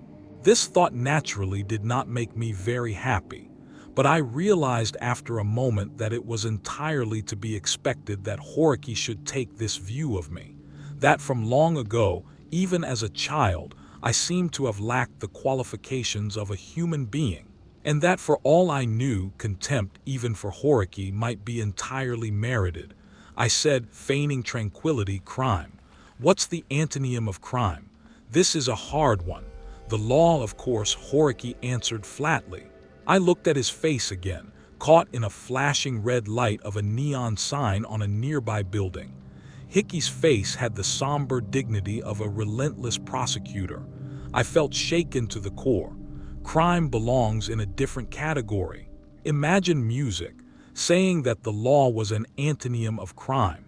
But perhaps everybody in society can go on living in self-satisfaction thanks to just such simple concepts. They think that crime hatches where there are no policemen. Well, in that case, what would it be, God, that would suit you? There's something about you that smells a little of a Christian priest. I find it music offensive. Let's not dispose of the problem so lightly. Let's think about it a bit more together. Isn't it an interesting theme? I feel you can tell everything about a man just from his answer to this one question. You can't be serious. The antonym of crime is virtue, a virtuous citizen. In short, someone like myself. Let's not joke. Virtue is the antonym of vice, not of crime. Are vice and crime different? They are. I think virtue and vice are concepts invented by human beings. Words from a morality which human beings arbitrarily devised. What a nuisance. Well, I suppose it is God in that case. God. You can't go wrong if you leave everything at God. I'm hungry. Yoshiko is cooking some beans downstairs. Music. Now, thanks, I like beans. He lays down on the floor, his hands tucked under his head. I said, you don't seem to be very interested in crime. Well, that's right. I'm not a criminal like you. I may indulge myself with a little dissipation, music, but I don't cause women to die, and I don't lift money from them either. The voice of a resistance, weak but desperate, spoke from somewhere in my heart. It said that if I had not caused anyone to die, that I had not lifted money from anyone. But once again, the ingrained habit of considering myself evil took command. It is quite possible for me to contradict anyone to his face. I struggled with all my might to control the feelings which mounted more dangerously in me with each instant, the result of the depressing effects of the gym. Finally, I muttered almost to myself, actions punishable by jail sentences are not the only crimes. If we knew about the antonym of crime, I think we would know its true nature. God, salvation, love, light. But for God there is an antonym, Satan. For salvation there might be perdition. For love there is hate. For light there is darkness. For good, evil, crime and prayer, crime and repentance, crime and confession, crime and no. They're all synonymous. What is the opposite of crime? Well, if you spell crime backwards, no, that doesn't make sense. But the word does contain the letters R-I-C-E, rice. I'm hungry. Bring me something to eat. Why don't you go get it yourself? My voice shook with a rage I had almost never before betrayed. All right, I'll go downstairs then. Yoshiko and I will commit a crime together. Personal demonstration is better than empty debates. The antonym of crime is rice. No, it's beans. He was so drunk he could barely articulate the words. Do as you please. Only get the hell out of here. He got up, mumbling incoherently. Crime and an empty stomach. Empty stomach and beans. No, those are synonyms.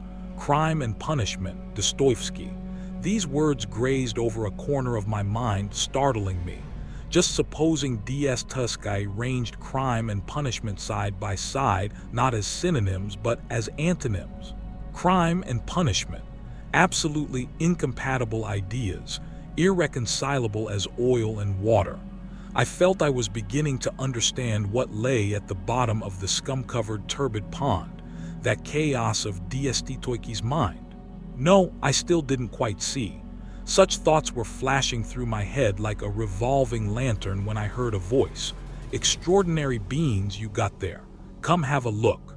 Horyuki's voice and color had changed just a minute before he had staggered off downstairs. He was back again before I knew it. What is it? A strange excitement ran through me. The two of us went down from the roof to the second floor and were halfway down the stairs to my room on the ground floor when Hickey stopped me and whispered, "Look," he pointed. A small window had opened over my room through which I could see the interior. The light was lit and two animals were visible. My eyes swam, but I murmured to myself through my violent breathing, "This is just another aspect of the behavior of human beings. There's nothing to be surprised at." I stood petrified on the staircase, not even thinking to help Yoshiko. Horyuki nosily cleared his throat. I ran back up to the roof to escape and collapsed there. The feelings which assailed me as I looked up at the summer night sky, heavy with rain, were not of fury or hatred, nor even of sadness. They were of overpowering fear. Not the terror of sight of ghosts in a graveyard might arouse, but rather a fierce ancestral dread that could not be expressed in 4 or 5 words. something perhaps like encountering in the sacred grove of a Shinto shrine the white-clothed body of a god. My hair turned prematurely gray from that night. I had now lost all confidence in myself, doubted all men immeasurably, and abandoned all hopes for the things of this world, all joy, all sympathy eternally. This was truly the decisive incident of my life. I had been split through the forehead between the eyebrows, a wound that was to throb with pain whenever I came into contact with a human being. I sympathize, but I hope it's taught you a lesson. I won't be coming back. This place is a perfect hell, but you should forgive Yashiko. After all, you're not much of a prize yourself so long. Horaki was not stupid enough to linger in an embarrassing situation. I got up and poured myself a glass of gin. I wept bitterly, crying aloud. I could have wept on and on interminably without my realizing it. Yashiko was standing haplessly behind me, bearing a platter with a mountain of beans on it. He told me he wouldn't do anything. It's all right, don't say anything. You didn't know enough to distrust others. Sit down. Let's eat. We sat down side by side and ate the beans. Is trustfulness a sin? I wonder. The man was an illiterate shopkeeper, an undersized runt of about 30, who used to ask me to draw cartoons for him, and then would make a great ado over the trifling sums of money he paid for them. The shopkeeper, not surprisingly, did not come again. I felt less hatred for him than I did for Horky. Why, when he first discovered them together, had he not cleared his throat, then instead of returning to the roof to inform me, on nights when I could not sleep, hatred and loathing for him gathered inside me until I groaned under the pressure. I neither forgave nor refused to forgive her. Yashiko was a genius at trusting people. She didn't know how to suspect anyone. But the misery it caused, God, I ask you, is trustfulness a sin? It was less the fact of Yashiko's defilement than the defilement of her trust in people, which became so persistent a source of grief as almost to render my life insupportable. For someone like myself, in whom the ability to trust others was so cracked and broken that I am wretchedly timid and am forever trying to read the expression of people's faces. Yashiko's immaculate trustfulness seemed clean and pure, like a waterfall among green leaves.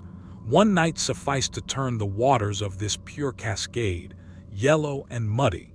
Yashiko began from that night to fret over my every smile or frown. She would jump when I called her and seemed to be at a loss of which way to turn. She seemed tense and afraid. No matter how much I tried to make her smile, no matter how much I played the clown, she began to address me with an excessive profusion of honorifics. Is immaculate trustfulness, after all, a source of sin? I looked up various novels in which married women are violated. I tried reading them, but I could not find a single instance of a woman violated in so lamentable a manner as Yashiko. Her story obviously could never be made into a novel. I might actually have felt better, if anything, in the least resembling love existed music, between that runt of a shopkeeper and Yashiko. But one summer night, Yashiko was trusting, and that's all there was to it.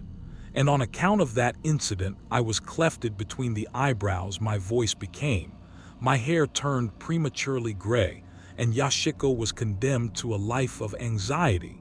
In most of the novels I read, emphasis was placed on whether or not the husband forgave the wife's act. It seemed to me, however, that any husband who still retains the right to forgive or not to forgive is a lucky man. If he thinks he can't possibly forgive his wife, he ought, instead of making such a great fuss, to get divorced as quickly as possible and find a new wife. If he can't do that, he should forgive and show forbearance. In either case, the matter can be completely settled in whichever way the husband's feelings dictate. In other words, even though such an incident certainly became a great shock to the husband, it is a shock and not an endless series of waves which lash back at him over and over again. It seemed to me a problem which could be disposed of by the wrath of any husband with authority. But in our case, the husband was without authority. And when I thought things over, I came to feel that everything was my fault. Far from becoming enraged, I could not utter a word of complaint. It was on account of that rare virtue she possessed that my wife was violated. A virtue I long had prized, music, the unbearably pitiful one, called immaculate trustfulness. Is immaculate trustfulness a sin? Now that I harbored doubts about the one virtue I had depended on, I lost all comprehension of everything around me. My only resort was drink.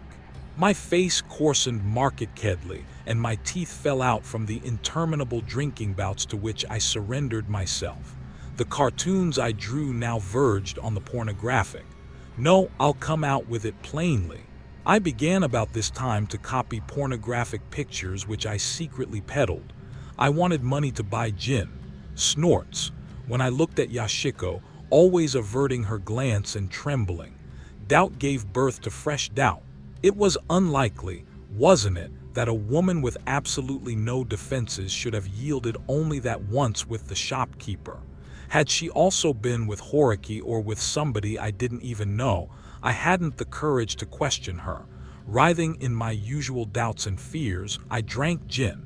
Sometimes when drunk, I timidly attempted a few sneaking ventures at indiscreet questioning. In my heart, I bounded foolishly from joy to sorrow at her responses, but on the surface, I never ceased my immoderate clowning.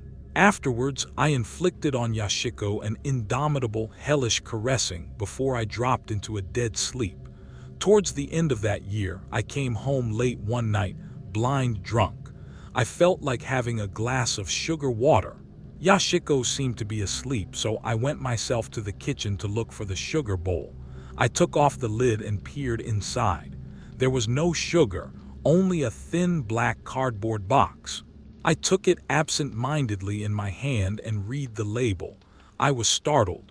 Somebody had scratched off most of the writing, but the part in Western letters remained intact. The word dial was legible.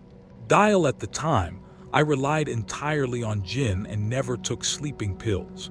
Insomnia, however, was a chronic complaint with me, and I was familiar with most sleeping pills. The contents of this one box of dial was unquestionably more than sufficient to cause death. The seal of the box was unbroken. I must have hidden it here at some time or other in the past, when I felt like I might need it after first scratching off the label. The poor child cannot read Western letters, and I must have thought it was enough that if I just scratched off with my nails the part of the label in Japanese, "You have committed no sin." I very quietly filled a glass with water, careful not to make at least noise, and deliberately broke the seal of the box. I poured the whole contents into my mouth. I calmly drank the glass of water in one gulp. I switched off the light and went to bed at once. For 3 days and nights I lay as one dead. The doctor considered it an accident and was kind enough to postpone reporting it to the police. I am told that the first words I murmured as I began to recover consciousness were, "I'm going home." It's not clear even to myself what place I truly meant by home. But in any case, these were the words I said, accompanied, as I was told, by profuse weeping. Gradually, the fog cleared, and when I regained consciousness, there was a flatfish sitting at my pillow, a most unpleasant expression on his face. The last time was also at the end of the year, wasn't it? He always chooses the end of the year, just when everybody's frantically busy. He'll prove the death of me if he keeps on doing such things. The madam of the bar in Kobayashi was the recipient of Flatfish's discourse. I called, "Madam, what have you come to?" She held her smiling face directly over mine as she spoke. I burst into tears. "Take me away from Yoshiko." The words came as a surprise even to myself. The madam rose to her feet and breathed a barely audible sigh. Then I made an utterly unpremeditated slip of the tongue, one so comic, so idiotic that it all but defies description. I said, "I'm going somewhere where there aren't any women." Flatfish was the first to respond with loud gauze. The madam teetered, and in the midst of my tears, I turned red and smiled despite myself. "An excellent idea," said Flatfish, Music still continuing his insane laughter. "You really ought to go to a place with no women. Everything goes wrong as soon as women are around you. Yes, a place without women is a fine suggestion. A place without women." And the worst of it was that my delirious ravings were later to be realized in the most ghastly way. Yashiko seemed to have got the idea that I had swallowed the overdose of sleeping pills by way of atonement for her sin, and this made her all the more uncertain before me. She never smiled, and she looked as if she could hardly be persuaded to open her mouth. I found the apartment so oppressive that I would end up by going out as usual to chill music, sweep liquor. After the dial incident, however, I lost weight noticeably. My arms and legs felt heavy, and I often was too lazy to draw cartoons. Flatfish had left some money when he came to visit me. He said, "It's a little gift from me," and offered it exactly as if it were his own money, though I gathered it was actually came from my brothers as usual. This time, unlike when I ran away from Flatfish's house, I was able to get a vague glimpse through his theatrical airs of importance. I was too clever, and pretending to be completely unaware of what was going on, humbly offered Flatfish my thanks music for the money. It nevertheless gave me a strange feeling, as if at the same time I could and could not understand why people like Flatfish resorted to such complicated tricks. I did not hesitate to use the money to go by myself to the hot springs music in southern IU. However, I am not the kind to make a leisurely tour of hot springs. And at the thought of Yashiko, I became so infinitely forlorn as to destroy completely the peaceful frame of mind of which that would permit me from gaze of my hotel window, the mountains. I did not change in the sports clothes. I didn't even take the waters. Instead, I would rush out of the filthy little bars that music looked like souvenir stands and drink gin until I could fairly swim in it.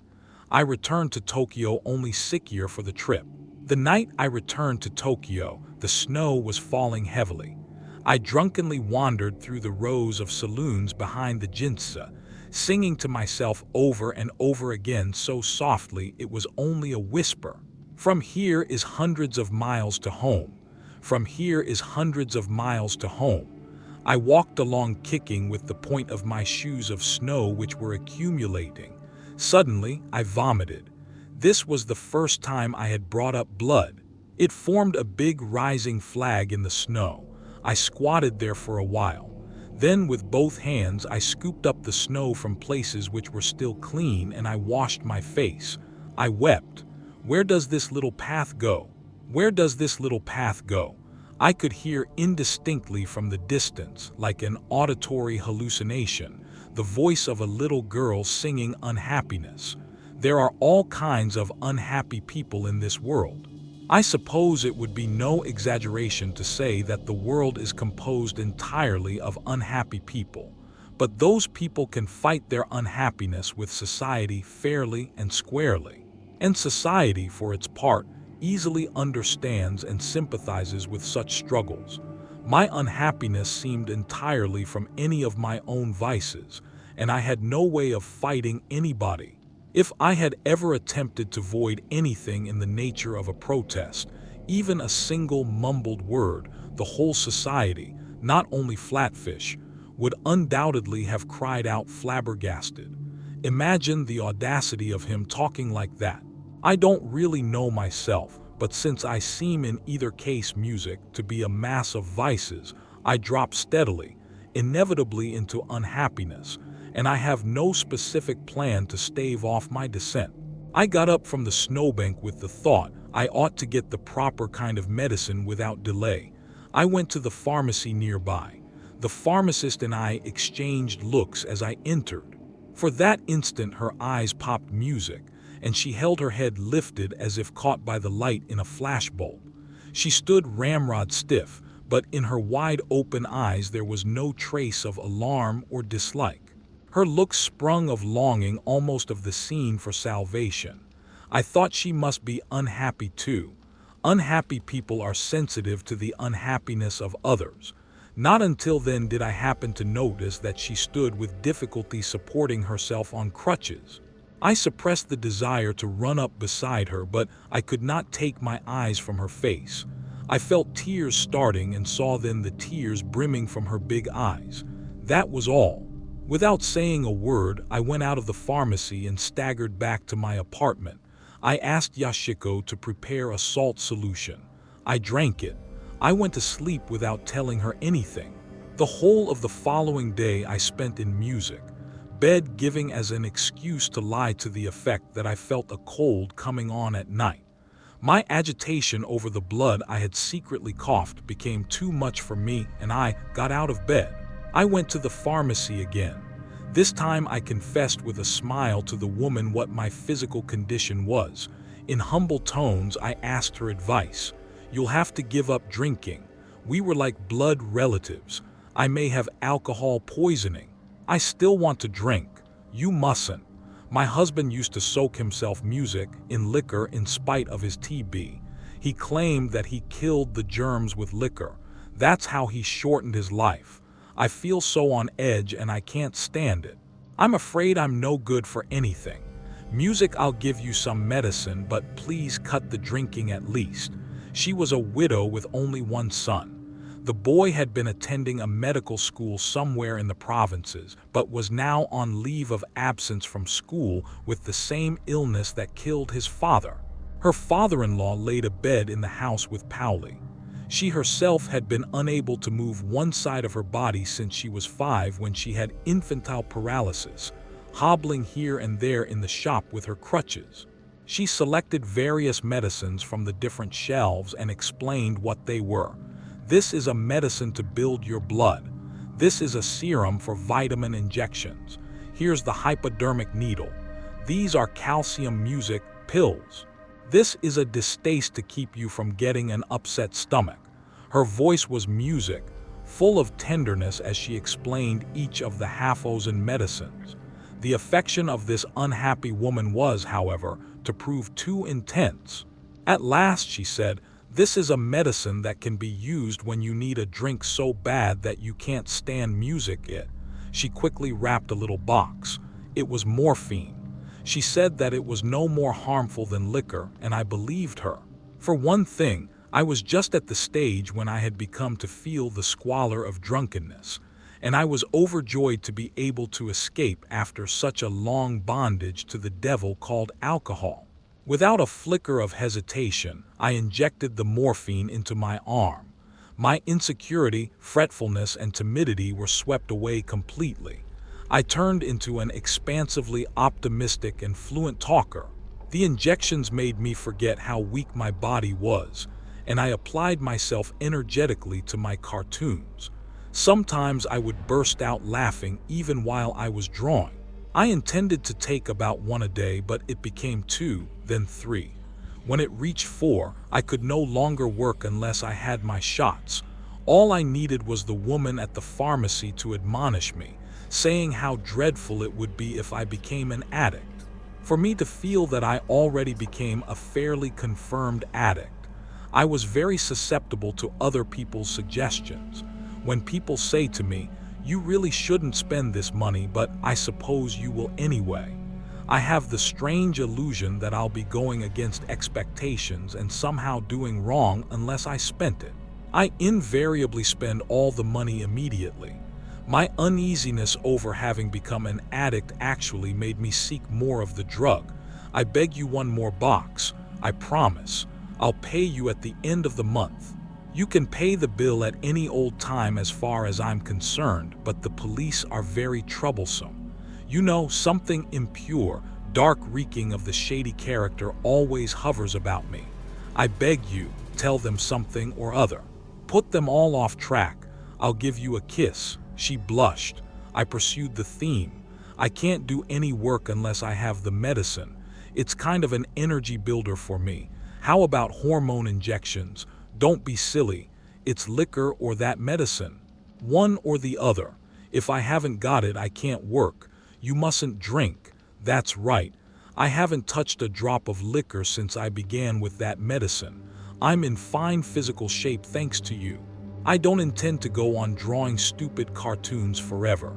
You know, now that I've stopped drinking and I've straightened myself out, I'm going to study. I'm going to make sure that I become a great painter. I'll show you. If only I can get over this critical period. So please, how about a kiss? She burst out laughing. What a nuisance you are. You may already have become an addict for all I know. Her crutches clacked as she hobbled over to the shelf to take down some medicine. I can't give you a whole box. You'll use it all up. Here's half how stingy you become. Well, that's the best you can do. I gave myself a shot as soon as I got back home. Yoshiko timidly asked, "Doesn't it hurt?" Of course it hurts, but I got to do it no matter how painful it is. That's the only way to increase the efficiency of my work. You've noticed how healthy I've been as of late, then playfully. Well, to work, to work, to work. Once late at night, I knocked on the door of the pharmacy. As soon as I caught sight of the woman in her nightgown, hobbling forward on her crutches, I threw up my arms around her and kissed her. I pretended to weep. She handed me a box without a word. By the time I had come to realize acutely that drugs were as foul, no fuller than gin, I had already become an out-and-out addict. I had truly reached the extreme of shamelessness. Out of the desire to obtain the drug, I began again to make copies of pornographic pictures. I also had what might literally be called a very ugly affair with the crippled woman from the pharmacy. I thought I want to die. I want to die more than ever before. There's no chance now of recovery. No matter what sort of thing I do, no matter what I do, it's sure to be a failure. Just like the final coating applied to my shame. That dream of going on bicycles to see a waterfall framed in summer leaves, it was not for the likes of me. All that can happen now is that one foul, humiliating sin will be piled on another, and my suffering will become only a more acute. I want to die. I must die. Living itself is the source of sin. I paced back and forth half in a frenzy between my apartment and the pharmacy. The more I worked, the more morphine I consumed, and my debt at the pharmacy reached a frightening figure whenever the woman caught sight of my face. The tears came to her eyes. I also wept. Inferno, I decided, as a last resort, my last hope of escaping the inferno, to write a long letter to my father, in which I confess my circumstances fully and accurately, with the exception, of course, of my relations with women. If it failed, I had no choice but to hang myself, a resolve which was tantamount to bet on the existence of God. The result was to make everything only the worse, the answer for which I waited day and night never came, and my anxiety and dread caused me to increase still further the dosage of the drug. I made up my mind one day to give myself 10 shots that night and throw myself into the river. But on the afternoon of that very day I chose for the event, Flatfish appeared with Horiki in tow, seemingly have managed with his diabolical institution to sniff out my plan. R sat in front of me and said with a gentle smile the like of which I had never before seen on his face, "I heard you cough blood." I felt so grateful, so happy for that gentle smile that I averted my face and wept. I was completely shattered and smothered by that one gentle smile. I was bundled into an automobile, Flatfish informed me in a quiet tone, so calm indeed it might almost have been characterized as compassionate, that I should have to go for the time being to a hospital and that I should leave everything to them. Weeping helplessly, I obeyed whatever the two of them decreed like a man bereft from all will, decision, and everything else. The four of us, Yoshiko, came along, were tossed in a car for quite a long time. About dusk, we pulled up to the entrance to a large hospital in the woods. My only thought was, this must be a sanatorium. I was given a careful, almost unpleasantly considerate examination by a young doctor. "You'll need to rest and recuperate here for a while," he said, pronouncing the words with a smile I could only describe. As bashful when Flatfish, Hudki and Yoshiko were about to go. Leaving me there alone, Yoshiko handed me a bundle containing a change of clothes, then silently offered from her handbag the hypodermic needle and the remaining medicine. Is it possible she actually believed after all it was just an energy-building medicine? No, I said I won't need it anymore. This was a really rare event. I don't think it's an exaggeration to say that it was the one and only time in my life that I refused something offered to me. My unhappiness was the unhappiness of a person who could not say no. I had been intimidated by the fear that if I declined something offered me, a yawning crevice would open between the other person's heart and myself, which could never be mended through all eternity.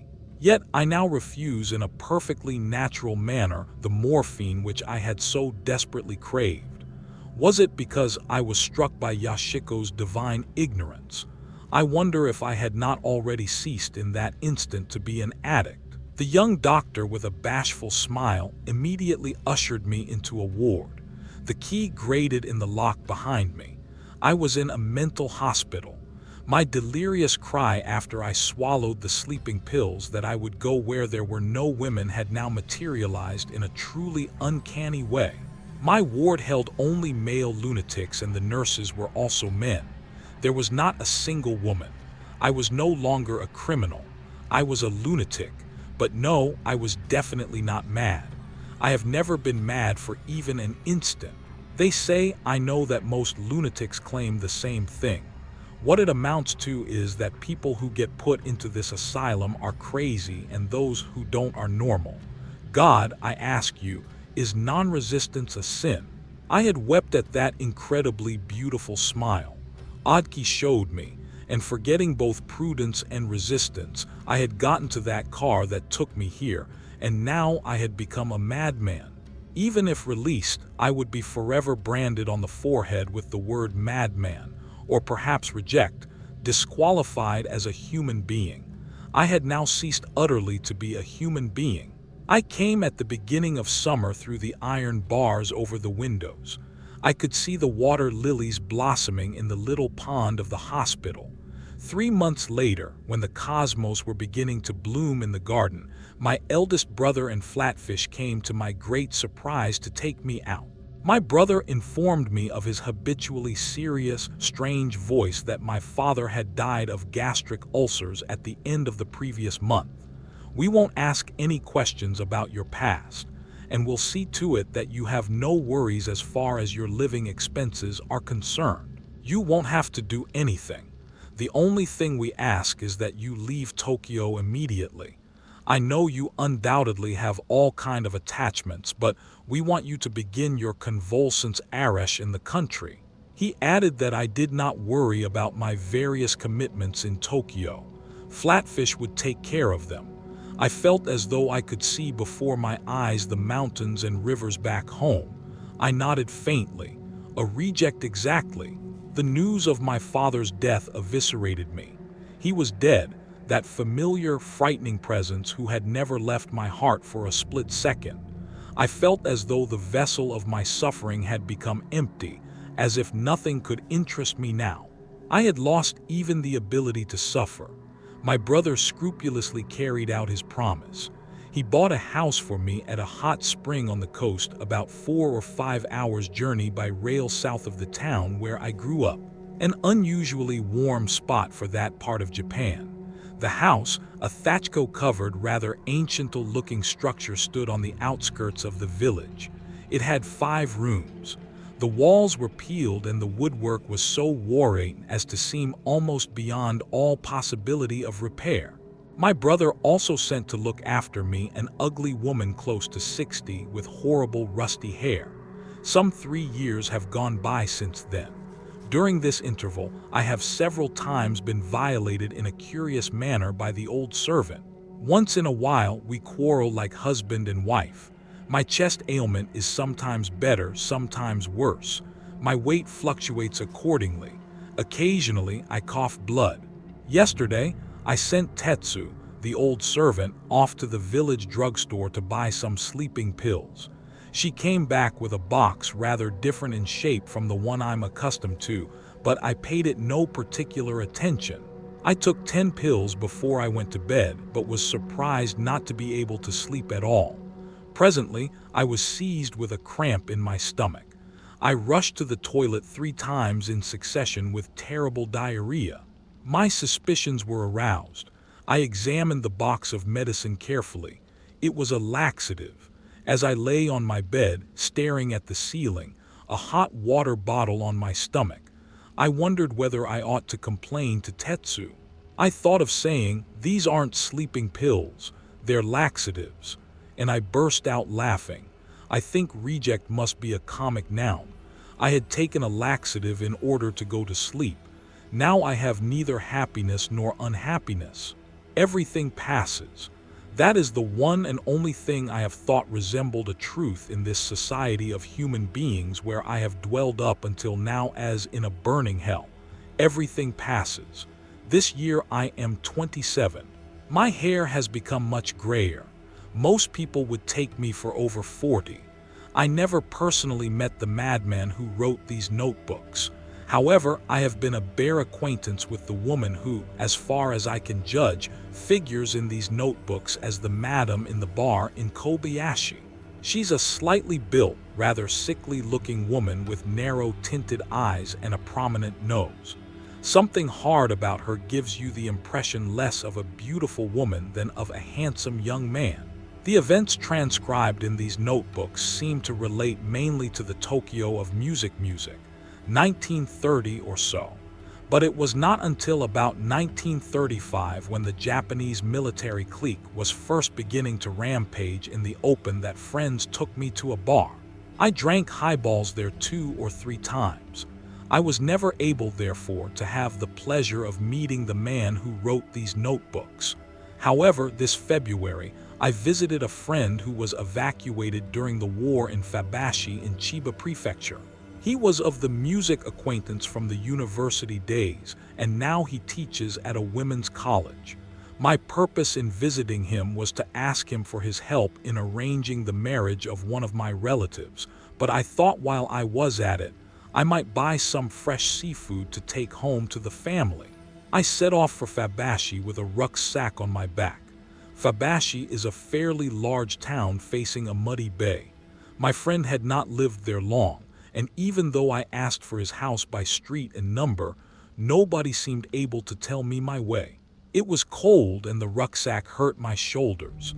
Attracted by the sound of the record of violin music being played inside a coffee shop, I pushed open the door. I vaguely remembered having seen the madam.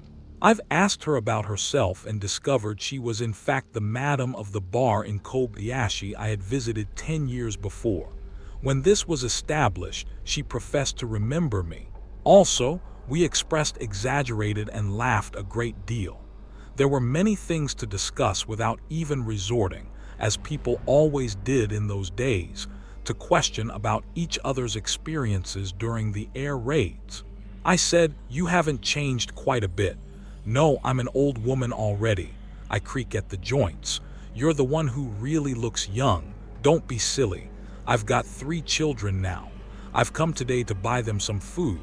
We exchanged these and other greetings appropriate to long-separated friends, and asked for news of mutual acquaintances.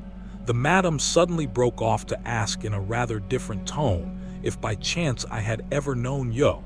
I answered that I never had, whereupon she went inside and brought me out 3 notebooks and 3 photographs which she handed to me. She said they would make good material for a novel. I can never write anything when people force material on me, and I was about to return the lot to her without even examining it. The photographs, however, fascinated me, and I decided, after all, to accept the notebooks. I promised to stop by again on the way back and asked her if she happened to know where my friend lived. As a fellow newcomer, she knew him. Sometimes, in fact, he even patronized her shop. His house was just a few steps away. That night, after drinking for a while with my friend, I decided to spend the night. I became so immersed in reading the notebooks that I didn't sleep a wink until morning. The events described took place years ago, but I felt sure that people today would still be quite interested in them. I thought it would make more sense if I asked some magazine to publish the whole thing as it was rather than attempt any clumsy improvements. The only souvenirs of the town I could get for my children were some dried fish. I left my friend's house with my rucksack still half empty and stopped by the coffee shop. I came to the point at once. I wonder if I could borrow these notebooks for a while. Yes, of course. Is the man who wrote them still alive? I haven't any idea. About 10 years ago, somebody sent me a parcel containing the notebooks and the photographs to my place in Kobayashi. I'm sure it was Yōzō who sent it, but he didn't write his address or even his name on the parcel. It got mixed up with other things during the air raids, but miraculously enough, the notebooks were saved. Just the other day, I read through them for the first time. Did you cry? No, I didn't cry. I just kept thinking that when human beings get that way, they're no good for anything. It's been 10 years. I suppose he may be dead already. He must have sent the notebooks to you by his way of thanks. Some parts are rather exaggerated, I can tell. But you obviously suffered a hell of a lot at his hands. If anything written in these notebooks is true, I probably would have wanted to put him in the insane asylum myself if I were his friend. It's his father's fault, she said unemotionally. The Yōzō we knew was so easygoing and amusing, and if only he hadn't drunk. No, even though he did drink, he was a good boy, an angel. Thank you everyone for listening. This is Janus signing.